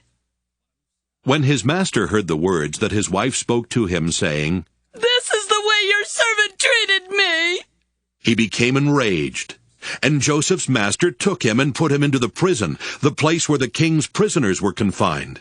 He remained there in prison. But the Lord was with Joseph, and showed him steadfast love. He gave him favor in the sight of the chief jailer. The chief jailer committed to Joseph's care all the prisoners who were in the prison, and whatever was done there, he was the one who did it. The chief jailer paid no heed to anything that was in Joseph's care, because the Lord was with him, and whatever he did, the Lord made it prosper. Genesis 40. Some time after this, the cupbearer of the king of Egypt and his baker offended their lord the king of Egypt. Pharaoh was angry with his two officers, the chief cupbearer and the chief baker, and he put them in custody in the house of the captain of the guard, in the prison where Joseph was confined. The captain of the guard charged Joseph with them, and he waited on them, and they continued for some time in custody. One night they both dreamed, the cupbearer and the baker of the king of Egypt, who were confined in the prison, each his own dream, and each dream with its own meaning. When Joseph came to them in the morning, he saw that they were troubled. So he asked Pharaoh's officers who were with him in custody in his master's house, "Why are your faces downcast today?" They said to him, "We have had dreams, and there is no one to interpret them." And Joseph said to them, "Do not interpretations belong to God? Please tell them to me." So the chief cupbearer told his dream to Joseph, and said to him, "In my dream there was a vine before me, and on the vine there were 3 branches. As soon as it budded, its blossoms came out, and the clusters ripened into grapes.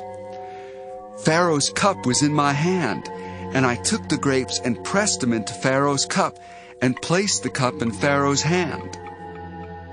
Then Joseph said to him, "This is its interpretation. The 3 branches are 3 days. Within 3 days Pharaoh will lift up your head and restore you to your office. And you shall place Pharaoh's cup in his hand, just as you used to do when you were his cupbearer. But remember me when it is well with you.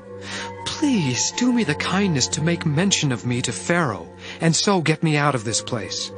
For in fact, I was stolen out of the land of the Hebrews, and here also I have done nothing that they should have put me into the dungeon." When the chief baker saw that the interpretation was favorable, he said to Joseph, "I also had a dream. There were 3 cake baskets on my head, and in the uppermost basket there were all sorts of baked food for Pharaoh, but the birds were eating it out of the basket on my head." And Joseph answered, "This is its interpretation.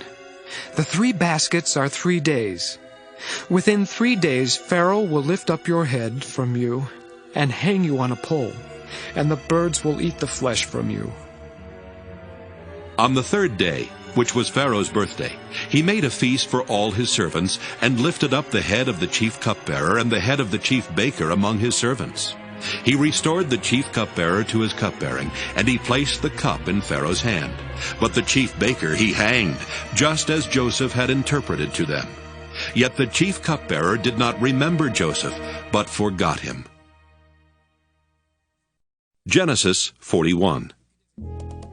After 2 whole years, Pharaoh dreamed that he was standing by the Nile, and there came up out of the Nile 7 sleek and fat cows, and they grazed in the reed grass. Then 7 other cows, ugly and thin, came up out of the Nile after them, and stood by the other cows on the bank of the Nile.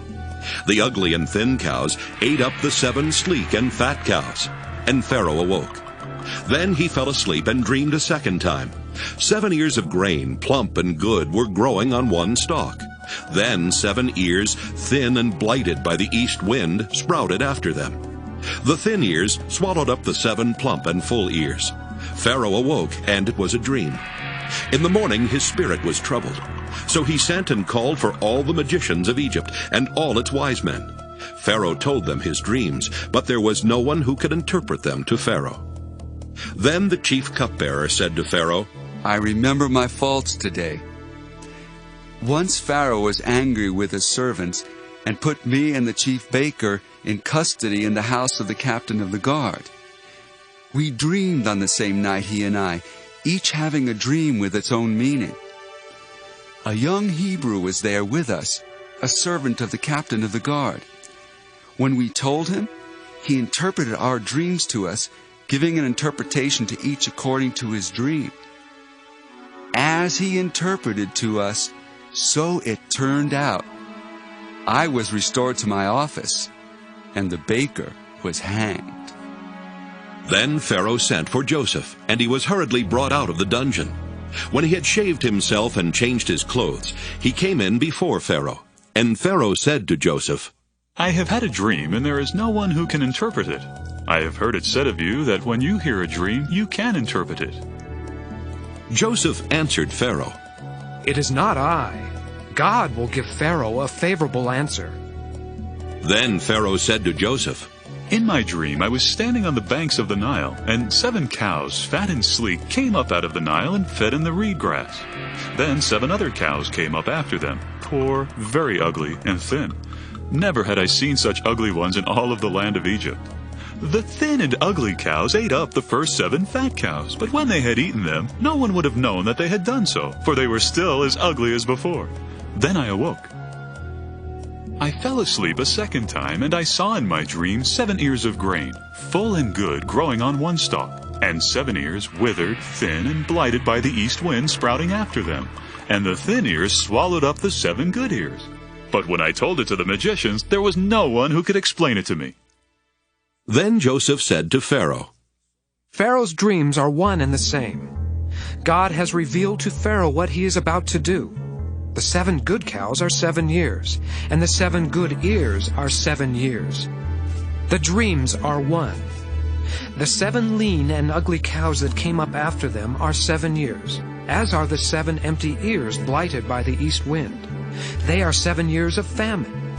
It is as I told Pharaoh. God has shown to Pharaoh what he is about to do. There will come 7 years of great plenty throughout all the land of Egypt.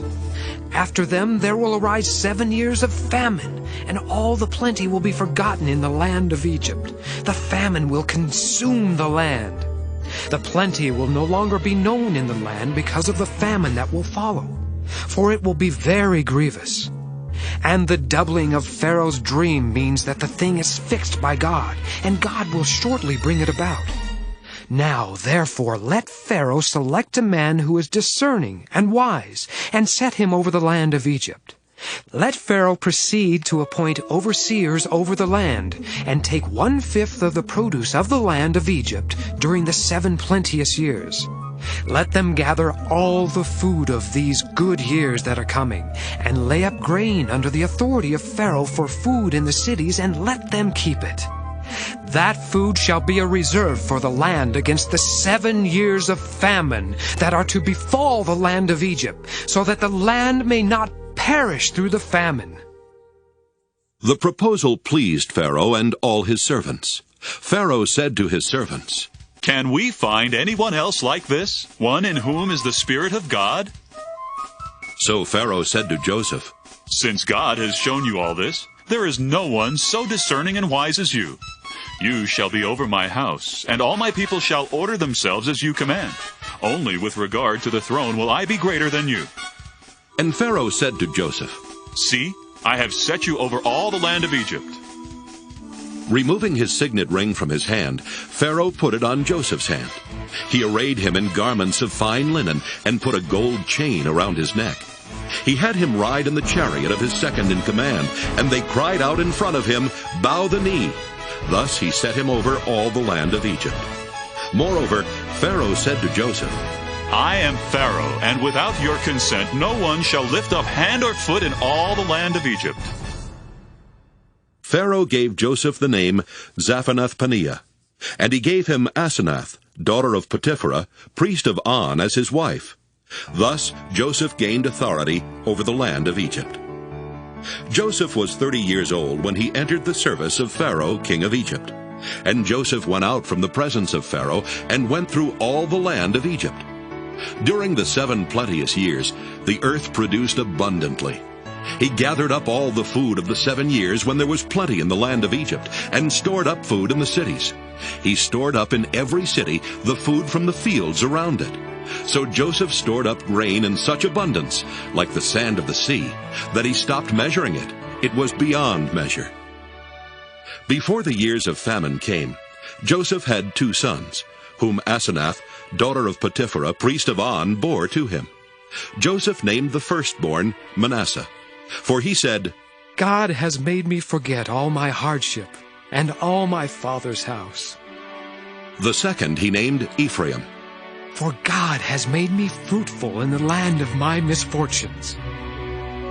The 7 years of plenty that prevailed in the land of Egypt came to an end, and the 7 years of famine began to come, just as Joseph had said.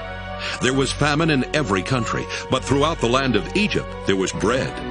When all the land of Egypt was famished, the people cried to Pharaoh for bread. Pharaoh said to all the Egyptians, "Go to Joseph. What he says to you, do." And since the famine had spread over all the land, Joseph opened all the storehouses and sold to the Egyptians, for the famine was severe in the land of Egypt. Moreover, all the world came to Joseph in Egypt to buy grain, because the famine became severe throughout the world. Genesis 42. When Jacob learned that there was grain in Egypt, he said to his sons, "Why do you keep looking at one another? I have heard," he said, "that there is grain in Egypt. Go down and buy grain for us there, that we may live and not die." So 10 of Joseph's brothers went down to buy grain in Egypt. But Jacob did not send Joseph's brother Benjamin with his brothers, for he feared that harm might come to him. Thus the sons of Israel were among the other people who came to buy grain, for the famine had reached the land of Canaan. Now Joseph was governor over the land. It was he who sold to all the people of the land. And Joseph's brothers came and bowed themselves before him with their faces to the ground. When Joseph saw his brothers, he recognized them, but he treated them like strangers and spoke harshly to them. "Where do you come from?" he said. They said, "From the land of Canaan to buy food." Although Joseph had recognized his brothers, they did not recognize him. Joseph also remembered the dreams that he had dreamed about them. He said to them, "You are spies. You have come to see the nakedness of the land." They said to him, "No, my lord, your servants have come to buy food. We are all sons of one man." "We are honest men. Your servants have never been spies." But he said to them, "No, you have come to see the nakedness of the land." They said, "We, your servants, are 12 brothers, the sons of a certain man in the land of Canaan. The youngest, however, is now with our father, and one is no more." But Joseph said to them, "It is just as I have said to you. You are spies. Here is how you shall be tested. As Pharaoh lives, you shall not leave this place unless your youngest brother comes here. Let one of you go and bring your brother, while the rest of you remain in prison, in order that your words may be tested whether there is truth in you. Or else, as Pharaoh lives, surely you are spies." And he put them all together in prison for 3 days. On the 3rd day, Joseph said to them, "Do this, and you will live, for I fear God. If you are honest men, let one of your brothers stay here where you are imprisoned. The rest of you shall go and carry grain for the famine of your households, and bring your youngest brother to me. Thus your words will be verified, and you shall not die." And they agreed to do so. They said to one another, "Alas, we are paying the penalty for what we did to our brother. We saw his anguish when he pleaded with us." But we would not listen. That is why this anguish has come upon us. Then Reuben answered them, "Did I not tell you not to wrong the boy? But you would not listen. So now there comes a reckoning for his blood." They did not know that Joseph understood them, since he spoke with them through an interpreter. He turned away from them and wept. Then he returned and spoke to them. And he picked out Simeon and had him bound before their eyes. Joseph then gave orders to fill their bags with grain, to return every man's money to his sack, and to give them provisions for their journey. This was done for them. They loaded their donkeys with their grain and departed. When one of them opened his sack to give his donkey fodder at the lodging place, he saw his money at the top of the sack. He said to his brothers, "My money has been put back. Here it is in my sack." At this they lost heart, and turned trembling to one another, saying, "What is this that God has done to us?" When they came to their father Jacob in the land of Canaan, they told him all that had happened to them, saying, "The man, the Lord of the land, spoke harshly to us and charged us with spying on the land. But we said to him, 'We are honest men, we are not spies. We are 12 brothers, sons of our father. One is no more, and the youngest is now with our father in the land of Canaan.'" Then the man, the Lord of the land, said to us, "By this I shall know that you are honest men. Leave one of your brothers with me. Take grain for the famine of your household, and go your way. Bring your youngest brother to me, and I shall know that you are not spies, but honest men.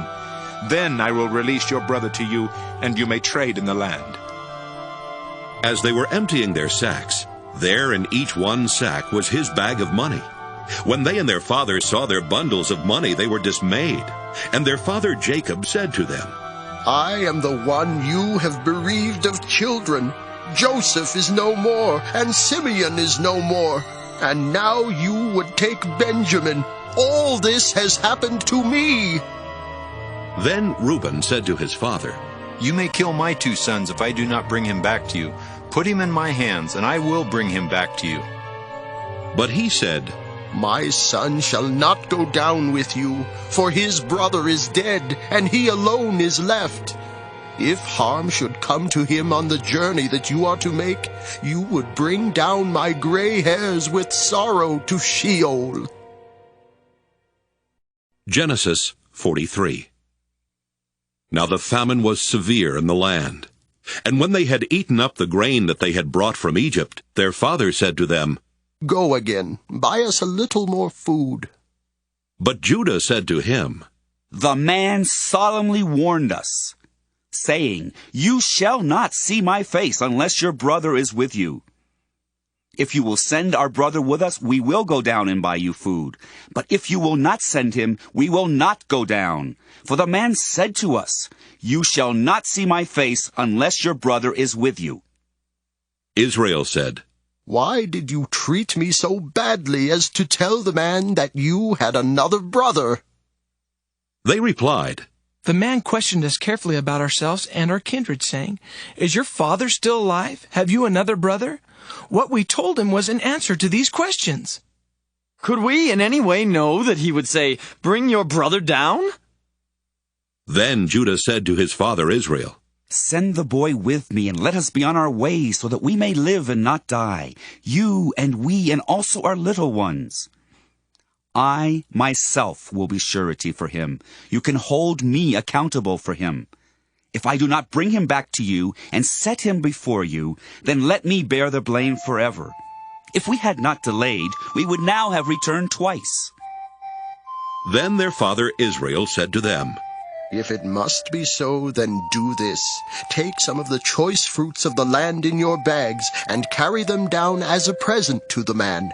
A little balm and a little honey, gum, resin, pistachio nuts, and almonds. Take double the money with you. Carry back with you the money that was returned in the top of your sacks. Perhaps it was an oversight. Take your brother also, and be on your way again to the man. May God Almighty grant you mercy before the man, so that he may send back your other brother and Benjamin. As for me, if I am bereaved of my children, I am bereaved." So the men took the present, and they took double the money with them, as well as Benjamin. Then they went on their way down to Egypt and stood before Joseph. When Joseph saw Benjamin with them, he said to the steward of his house, "Bring the men into the house, and slaughter an animal and make ready, for the men are to dine with me at noon." The man did as Joseph said, and brought the men to Joseph's house. Now the men were afraid, because they were brought to Joseph's house, and they said, "It is because of the money we placed in our sacks the first time that we have been brought in, so that he may have an opportunity to fall upon us, to make slaves of us, and take our donkeys." So they went up to the steward of Joseph's house, and spoke with him at the entrance to the house. They said, "Oh, my lord, we came down the first time to buy food, and when we came to the lodging place, we opened our sacks, and there was each one's money in the top of his sack, our money in full weight." "So we have brought it back with us. Moreover, we have brought down with us additional money to buy food." "We do not know who put our money in our sacks." He replied, "Rest assured, do not be afraid. Your God and the God of your father must have put treasure in your sacks for you. I received your money." Then he brought Simeon out to them. When the steward had brought the men into Joseph's house, and given them water, and they had washed their feet, and when he had given their donkeys fodder, they made the present ready for Joseph's coming at noon, for they had heard that they would dine there. When Joseph came home, they brought him the present that they had carried into the house, and bowed to the ground before him. He inquired about their welfare, and said, "Is your father well, the old man of whom you spoke? Is he still alive?" They said, "Your servant our father is well. He is still alive." And they bowed their heads and did obeisance. Then he looked up and saw his brother Benjamin, his mother's son, and said, "Is this your youngest brother of whom you spoke to me? God be gracious to you, my son." With that Joseph hurried out, because he was overcome with affection for his brother, and he was about to weep. So he went into a private room and wept there.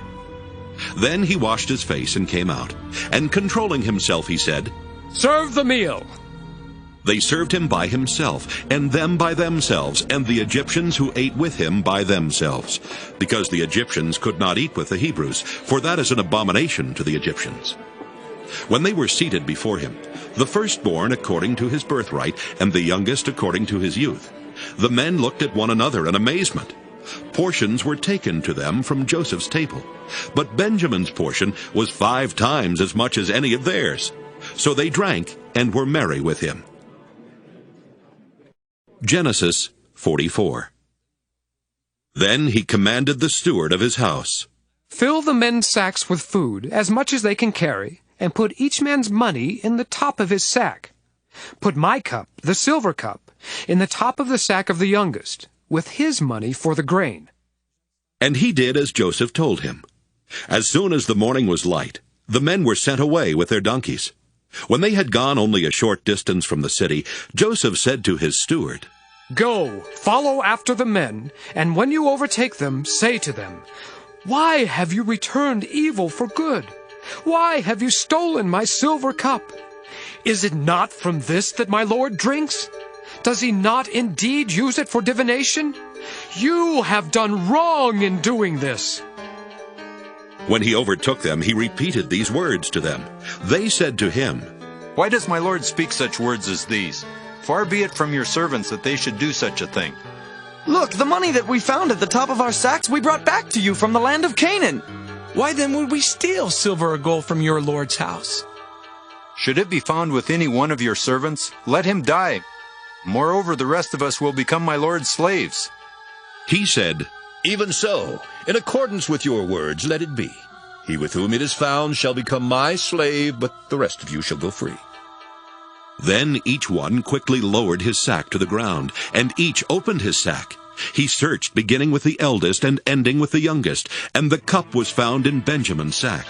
At this they tore their clothes. Then each one loaded his donkey, and they returned to the city. Judah and his brothers came to Joseph's house while he was still there, and they fell to the ground before him.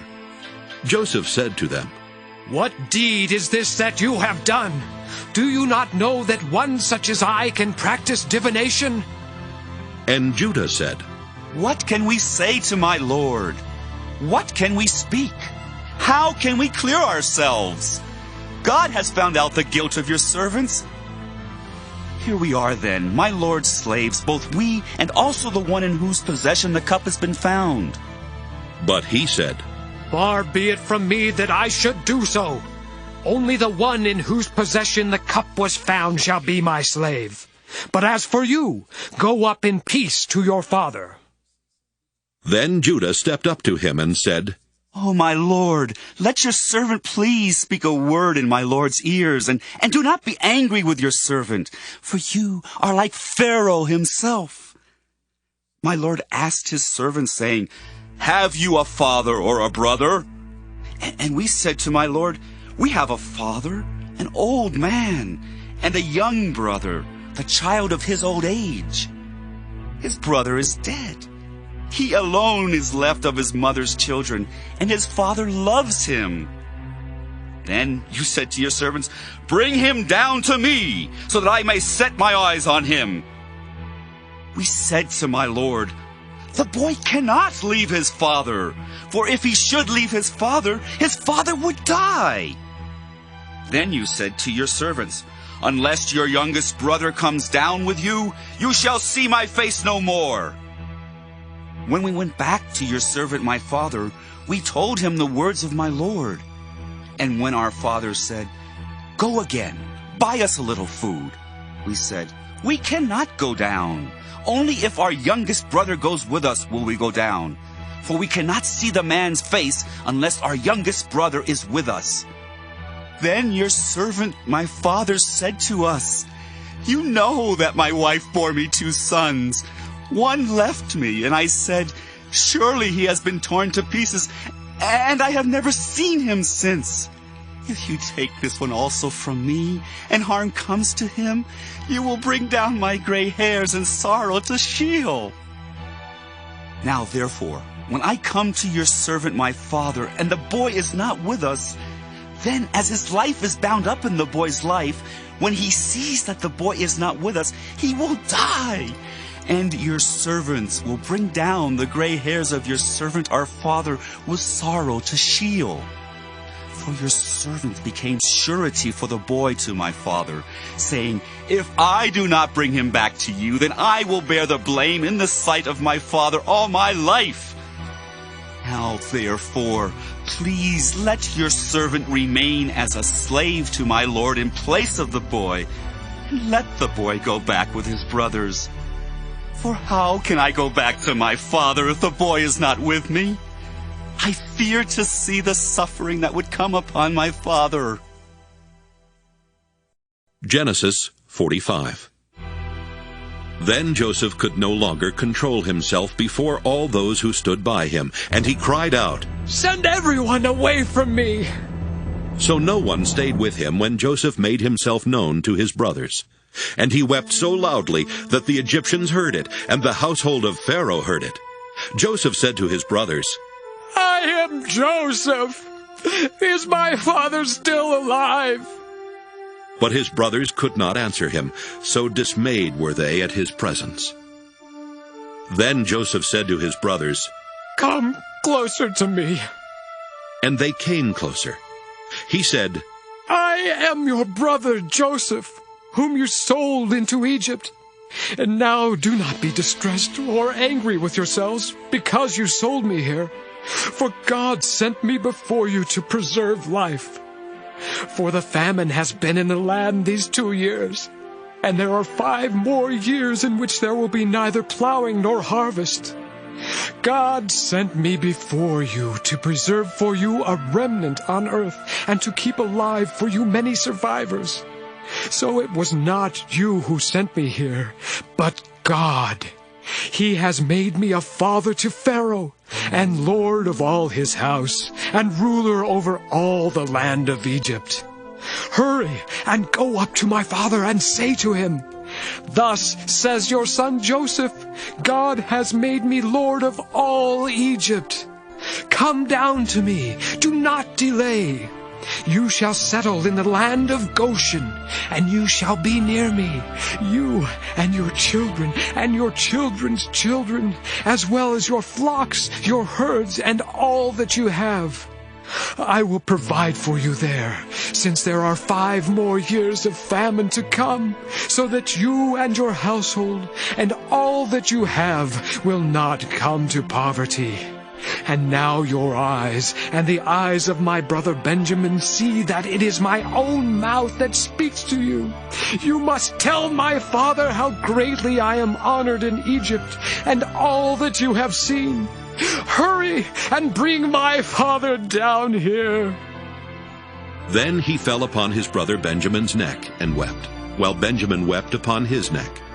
And he kissed all his brothers and wept upon them. And after that his brothers talked with him. When the report was heard in Pharaoh's house, 'Joseph's brothers have come,' Pharaoh and his servants were pleased. Pharaoh said to Joseph, 'Say to your brothers, do this. Load your animals and go back to the land of Canaan. Take your father and your households and come to me, so that I may give you the best of the land of Egypt, and you may enjoy the fat of the land. You are further charged to say, do this. Take wagons from the land of Egypt for your little ones and for your wives, and bring your father and come. Give no thought to your possessions, for the best of all the land of Egypt is yours.' The sons of Israel did so. Joseph gave them wagons according to the instruction of Pharaoh, and he gave them provisions for the journey. To each one of them he gave a set of garments, but to Benjamin he gave 300 pieces of silver and 5 sets of garments. To his father he sent the following: 10 donkeys loaded with the good things of Egypt, and 10 female donkeys loaded with grain, bread, and provision for his father on the journey. Then he sent his brothers on their way, and as they were leaving he said to them, 'Do not quarrel along the way.' So they went up out of Egypt, and came to their father Jacob in the land of Canaan. And they told him, 'Joseph is still alive. He is even ruler over all the land of Egypt.' He was stunned. He could not believe them. But when they told him all the words of Joseph that he had said to them, and when he saw the wagons that Joseph had sent to carry him, the spirit of their father Jacob revived. Israel said, 'Enough! My son Joseph is still alive. I must go and see him before I die.'" Genesis 46. When Israel set out on his journey with all that he had and came to Beersheba, he offered sacrifices to the God of his father Isaac. God spoke to Israel in visions of the night and said, "Jacob, Jacob." And he said, "Here I am." Then he said, "I am God, the God of your father. Do not be afraid to go down to Egypt, for I will make of you a great nation there. I myself will go down with you to Egypt, and I will also bring you up again, and Joseph's own hand shall close your eyes." Then Jacob set out from Beersheba, and the sons of Israel carried their father Jacob, their little ones, and their wives, in the wagons that Pharaoh had sent to carry him. They also took their livestock and the goods that they had acquired in the land of Canaan, and they came into Egypt. Jacob and all his offspring with him, his sons and his sons' sons with him, his daughters and his sons' daughters. All his offspring he brought with him into Egypt. Now these are the names of the Israelites, Jacob and his offspring, who came to Egypt: Reuben, Jacob's firstborn, and the children of Reuben, Hanok, Pallu, Hezron, and Carmi. The children of Simeon, Jemuel, Jamin, Ohad, Jachin, Zohar, and Shaul, the son of a Canaanite woman. The children of Levi, Gershon, Kohath, and Merari. The children of Judah, Onan, Shelah, Perez, and Zerah. But and Onan died in the land of Canaan.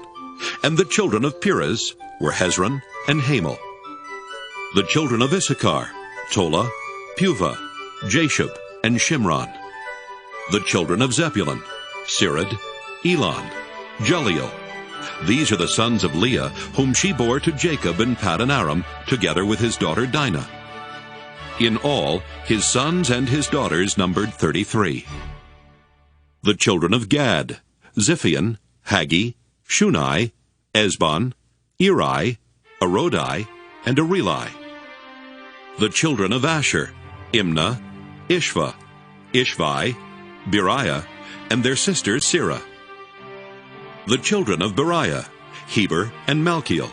These are the children of Zilpah, whom Laban gave to his daughter Leah, and these she bore to Jacob, 16 persons. The children of Jacob's wife Rachel, Joseph and Benjamin. To Joseph in the land of Egypt were born Manasseh and Ephraim, whom Asenath, daughter of Potipherah, priest of On, bore to him. The children of Benjamin, Bela, Becher, Ashbel, Gera, Naaman, Ehi, Rosh, Muppim, Huppim, and Ard. These are the children of Rachel, who were born to Jacob, 14 persons in all. The children of Dan, Hashem. The children of Naphtali, Jaziel, Guni, Jezer, and Shillem. These are the children of Bilhah, whom Laban gave to his daughter Rachel, and these she bore to Jacob, 7 persons in all. All the persons belonging to Jacob who came into Egypt, who were his own offspring, not including the wives of his sons, were 66 persons in all. The children of Joseph, who were born to him in Egypt, were 2. All the persons of the house of Jacob who came into Egypt were 70. Israel sent Judah ahead to Joseph to lead the way before him into Goshen. When they came to the land of Goshen, Joseph made ready his chariot and went up to meet his father Israel in Goshen. He presented himself to him, fell on his neck, and wept on his neck a good while. Israel said to Joseph, I can die now, having seen for myself that you are still alive. Joseph said to his brothers and to his father's household, I will go up and tell Pharaoh, and will say to him, My brothers and my father's household, who are in the land of Canaan, have come to me. The men are shepherds, for they have been keepers of livestock, and they have brought their flocks and their herds and all that they have. When Pharaoh calls you and says, What is your occupation? You shall say, Your servants have been keepers of livestock from our youth even until now, both we and our ancestors, in order that you may settle in the land of Goshen, because all shepherds are abhorrent to the Egyptians. Genesis 47. So Joseph went and told Pharaoh, My father and my brothers, with their flocks and herds and all that they possess, have come from the land of Canaan. They are now in the land of Goshen. From among his brothers he took 5 men and presented them to Pharaoh. Pharaoh said to his brothers, What is your occupation? And they said to Pharaoh, Your servants are shepherds, as our ancestors were. They said to Pharaoh, We have come to reside as aliens in the land, for there is no pasture for your servants' flocks, because the famine is severe in the land of Canaan. Now we ask you, let your servants settle in the land of Goshen. Then Pharaoh said to Joseph, Your father and your brothers have come to you. The land of Egypt is before you. Settle your father and your brothers in the best part of the land. Let them live in the land of Goshen. And if you know that there are capable men among them, put them in charge of my livestock. Then Joseph brought in his father Jacob and presented him before Pharaoh, and Jacob blessed Pharaoh. Pharaoh said to Jacob, How many are the years of your life? Jacob said to Pharaoh, The years of my earthly sojourn are 130. Few and hard have been the years of my life. They do not compare with the years of the life of my ancestors during their long sojourn. Then Jacob blessed Pharaoh, and went out from the presence of Pharaoh. Joseph settled his father and his brothers, and granted them a holding in the land of Egypt, in the best part of the land, in the land of Ramesses, as Pharaoh had instructed. And Joseph provided his father, his brothers, and all his father's household with food, according to the number of their dependents. Now there was no food in all the land, for the famine was very severe. The land of Egypt and the land of Canaan languished because of the famine. Joseph collected all the money to be found in the land of Egypt and in the land of Canaan, in exchange for the grain that they bought. And Joseph brought the money into Pharaoh's house. When the money from the land of Egypt and from the land of Canaan was spent, all the Egyptians came to Joseph and said, "Give us food! Why should we die before your eyes? For our money is gone!" And Joseph answered, "Give me your livestock, and I will give you food in exchange for your livestock, if your money is gone." So they brought their livestock to Joseph, and Joseph gave them food in exchange for the horses, the flocks, the herds, and the donkeys. That year he supplied them with food in exchange for all their livestock. When that year was ended, they came to him the following year and said to him, "We cannot hide from my lord that our money is all spent, and the herds of cattle are my lord's. There is nothing left in the sight of my lord but our bodies and our lands." "Shall we die before your eyes, both we and our land?" "Buy us and our land in exchange for food. We with our land will become slaves to Pharaoh." "Just give us seed so that we may live and not die, and that the land may not become desolate." So Joseph bought all the land of Egypt for Pharaoh. All the Egyptians sold their fields because the famine was severe upon them, and the land became Pharaoh's. As for the people, he made slaves of them from one end of Egypt to the other. Only the land of the priests he did not buy, for the priests had a fixed allowance from Pharaoh and lived on the allowance that Pharaoh gave them. Therefore they did not sell their land. Then Joseph said to the people, "Now that I have this day bought you and your land for Pharaoh, here is seed for you. Sow the land. And at the harvest you shall give 1/5 to Pharaoh, and 4/5 shall be your own, as seed for the field, and as food for yourselves and your households, and as food for your little ones." They said, "You have saved our lives. May it please my lord, we will be slaves to Pharaoh." So Joseph made it a statute concerning the land of Egypt, and it stands to this day, that Pharaoh should have the 1/5. The land of the priests alone did not become Pharaoh's. Thus Israel settled in the land of Egypt, in the region of Goshen, and they gained possessions in it, and were fruitful and multiplied exceedingly. Jacob lived in the land of Egypt 17 years. So the days of Jacob, the years of his life, were 147 years. When the time of Israel's death drew near, he called his son Joseph and said to him, "If I have found favor with you, put your hand under my thigh and promise to deal loyally and truly with me. Do not bury me in Egypt. When I lie down with my ancestors, carry me out of Egypt and bury me in their burial place." He answered, "I will do as you have said." And he said, "Swear to me." And he swore to him. Then Israel bowed himself on the head of his bed. Genesis 48. After this, Joseph was told, "Your father is ill." So he took with him his 2 sons, Manasseh and Ephraim. When Jacob was told, "Your son Joseph has come to you," he summoned his strength and sat up in bed. And Jacob said to Joseph, God Almighty appeared to me at Luz in the land of Canaan, and he blessed me and said to me, I am going to make you fruitful and increase your numbers. I will make of you a company of peoples, and will give this land to your offspring after you for a perpetual holding. Therefore your 2 sons, who were born to you in the land of Egypt before I came to you in Egypt, are now mine. Ephraim and Manasseh shall be mine, just as Reuben and Simeon are. As for the offspring born to you after them, they shall be yours. They shall be recorded under the names of their brothers with regard to their inheritance. For when I came from Paddan, Rachel, alas, died in the land of Canaan on the way, while there was still some distance to go to Ephrath. And I buried her there on the way to Ephrath. That is, Bethlehem. When Israel saw Joseph's sons, he said, Who are these? Joseph said to his father, They are my sons, whom God has given me here.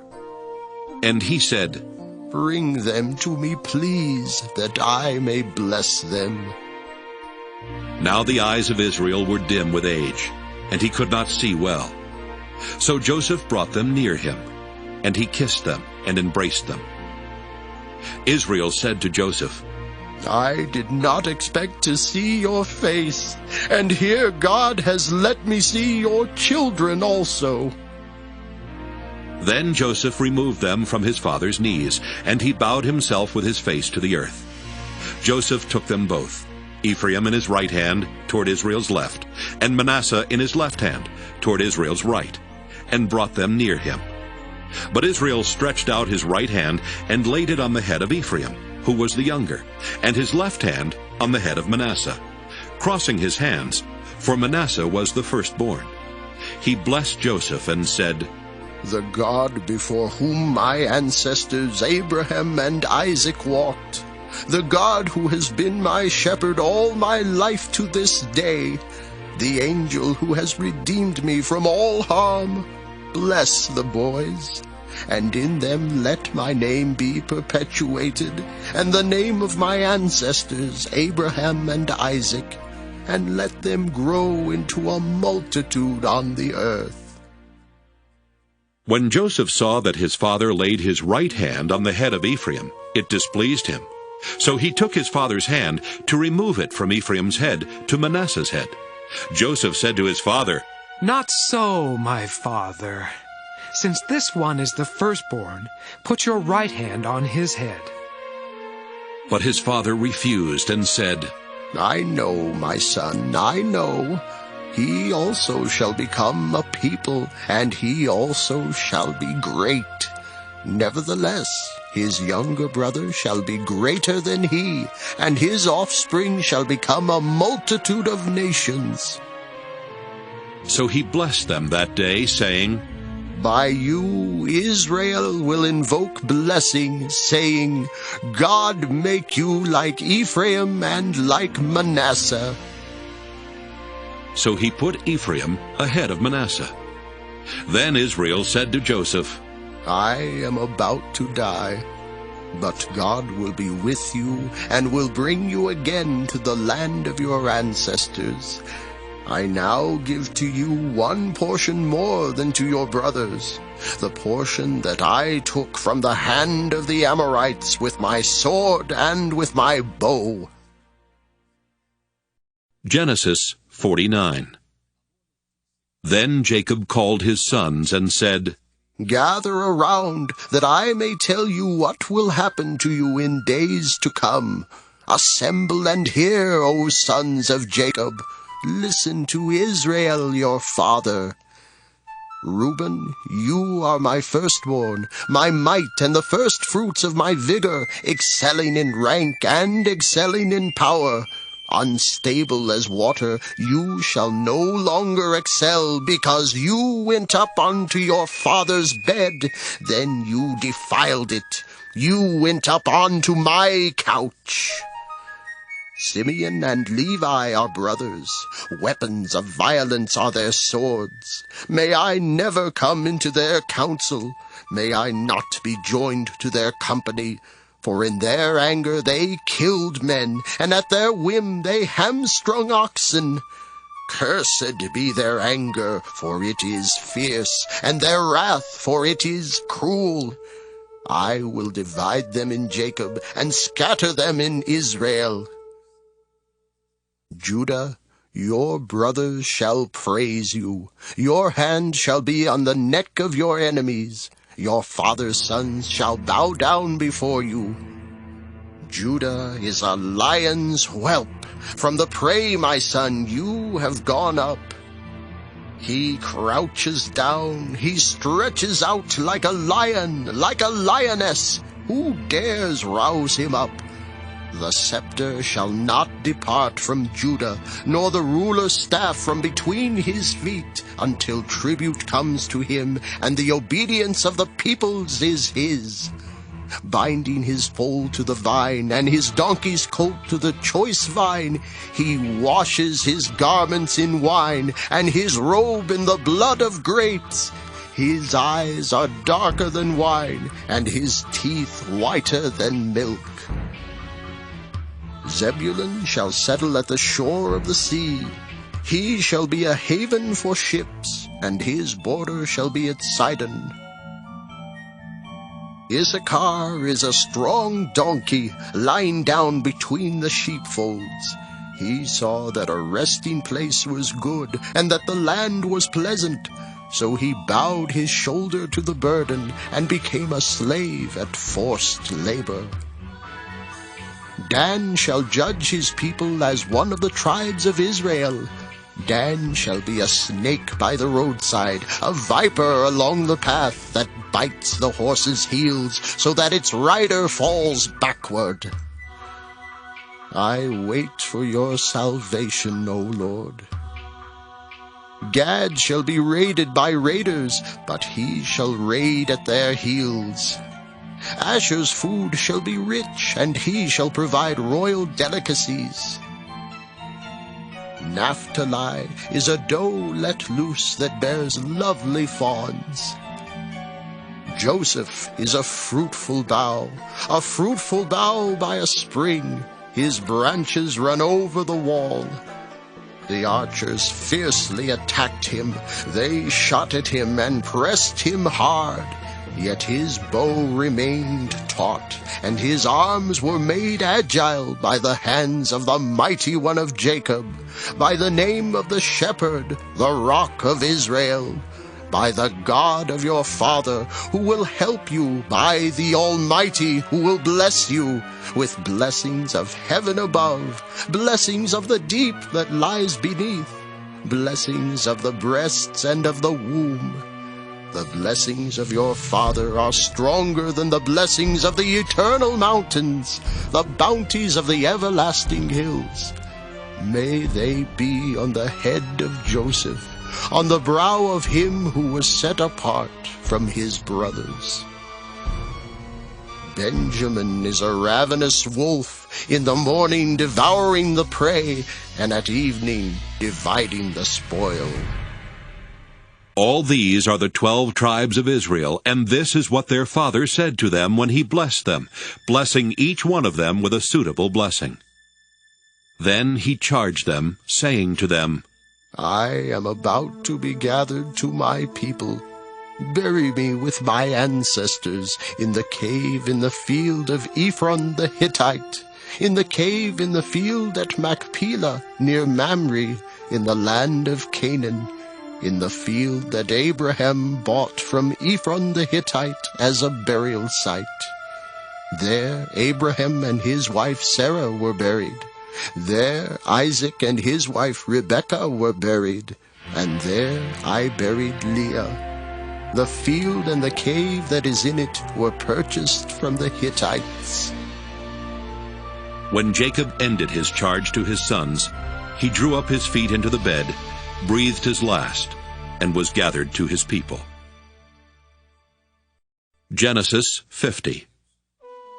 Then Joseph threw himself on his father's face, and wept over him and kissed him. Joseph commanded the physicians in his service to embalm his father. So the physicians embalmed Israel. They spent 40 days in doing this, for that is the time required for embalming. And the Egyptians wept for him 70 days. When the days of weeping for him were past, Joseph addressed the household of Pharaoh. If now I have found favor with you, please speak to Pharaoh as follows. My father made me swear an oath. He said, I am about to die. In the tomb that I hewed out for myself in the land of Canaan, there you shall bury me. Now, therefore, let me go up so that I may bury my father. Then I will return. Pharaoh answered, Go up and bury your father, as he made you swear to do. So Joseph went up to bury his father. With him went all the servants of Pharaoh, the elders of his household, and all the elders of the land of Egypt, as well as all the household of Joseph, his brothers and his father's household. Only their children, their flocks and their herds were left in the land of Goshen. Both chariots and charioteers went up with him. It was a very great company. When they came to the threshing floor of Atad, which is beyond the Jordan, they held there a very great and sorrowful lamentation. And he observed a time of mourning for his father 7 days. When the Canaanite inhabitants of the land saw the mourning on the threshing floor of Atad, they said, This is a grievous mourning on the part of the Egyptians. Therefore the place was named Abel Mizraim. It is beyond the Jordan. Thus his sons did for him as he had instructed them. They carried him to the land of Canaan and buried him in the cave of the field at Machpelah, the field near Mamre, which Abraham bought as a burial site from Ephron the Hittite. After he had buried his father, Joseph returned to Egypt with his brothers and all who had gone up with him to bury his father. Realizing that their father was dead, Joseph's brothers said, What if Joseph still bears a grudge against us and pays us back in full for all the wrong that we did to him? So they approached Joseph, saying, Your father gave this instruction before he died. Say to Joseph, I beg you, forgive the crime of your brothers and the wrong they did in harming you. Now therefore, please, forgive the crime of the servants of the God of your father. Joseph wept when they spoke to him. Then his brothers also wept, fell down before him, and said, We are here as your slaves. But Joseph said to them, Do not be afraid.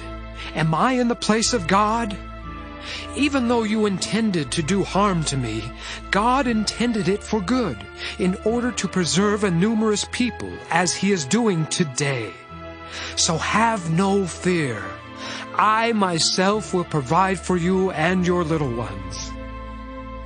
In this way he reassured them, speaking kindly to them. So Joseph remained in Egypt, he and his father's household, and Joseph lived 110 years. Joseph saw Ephraim's children of the 3rd generation. The children of Machir, son of Manasseh, were also born on Joseph's knees. Then Joseph said to his brothers, I am about to die, but God will surely come to you and bring you up out of this land to the land that he swore to Abraham, to Isaac, and to Jacob. So Joseph made the Israelites swear, saying, When God comes to you, you shall carry up my bones from here. And Joseph died, being 110 years old. He was embalmed and placed in a coffin in Egypt.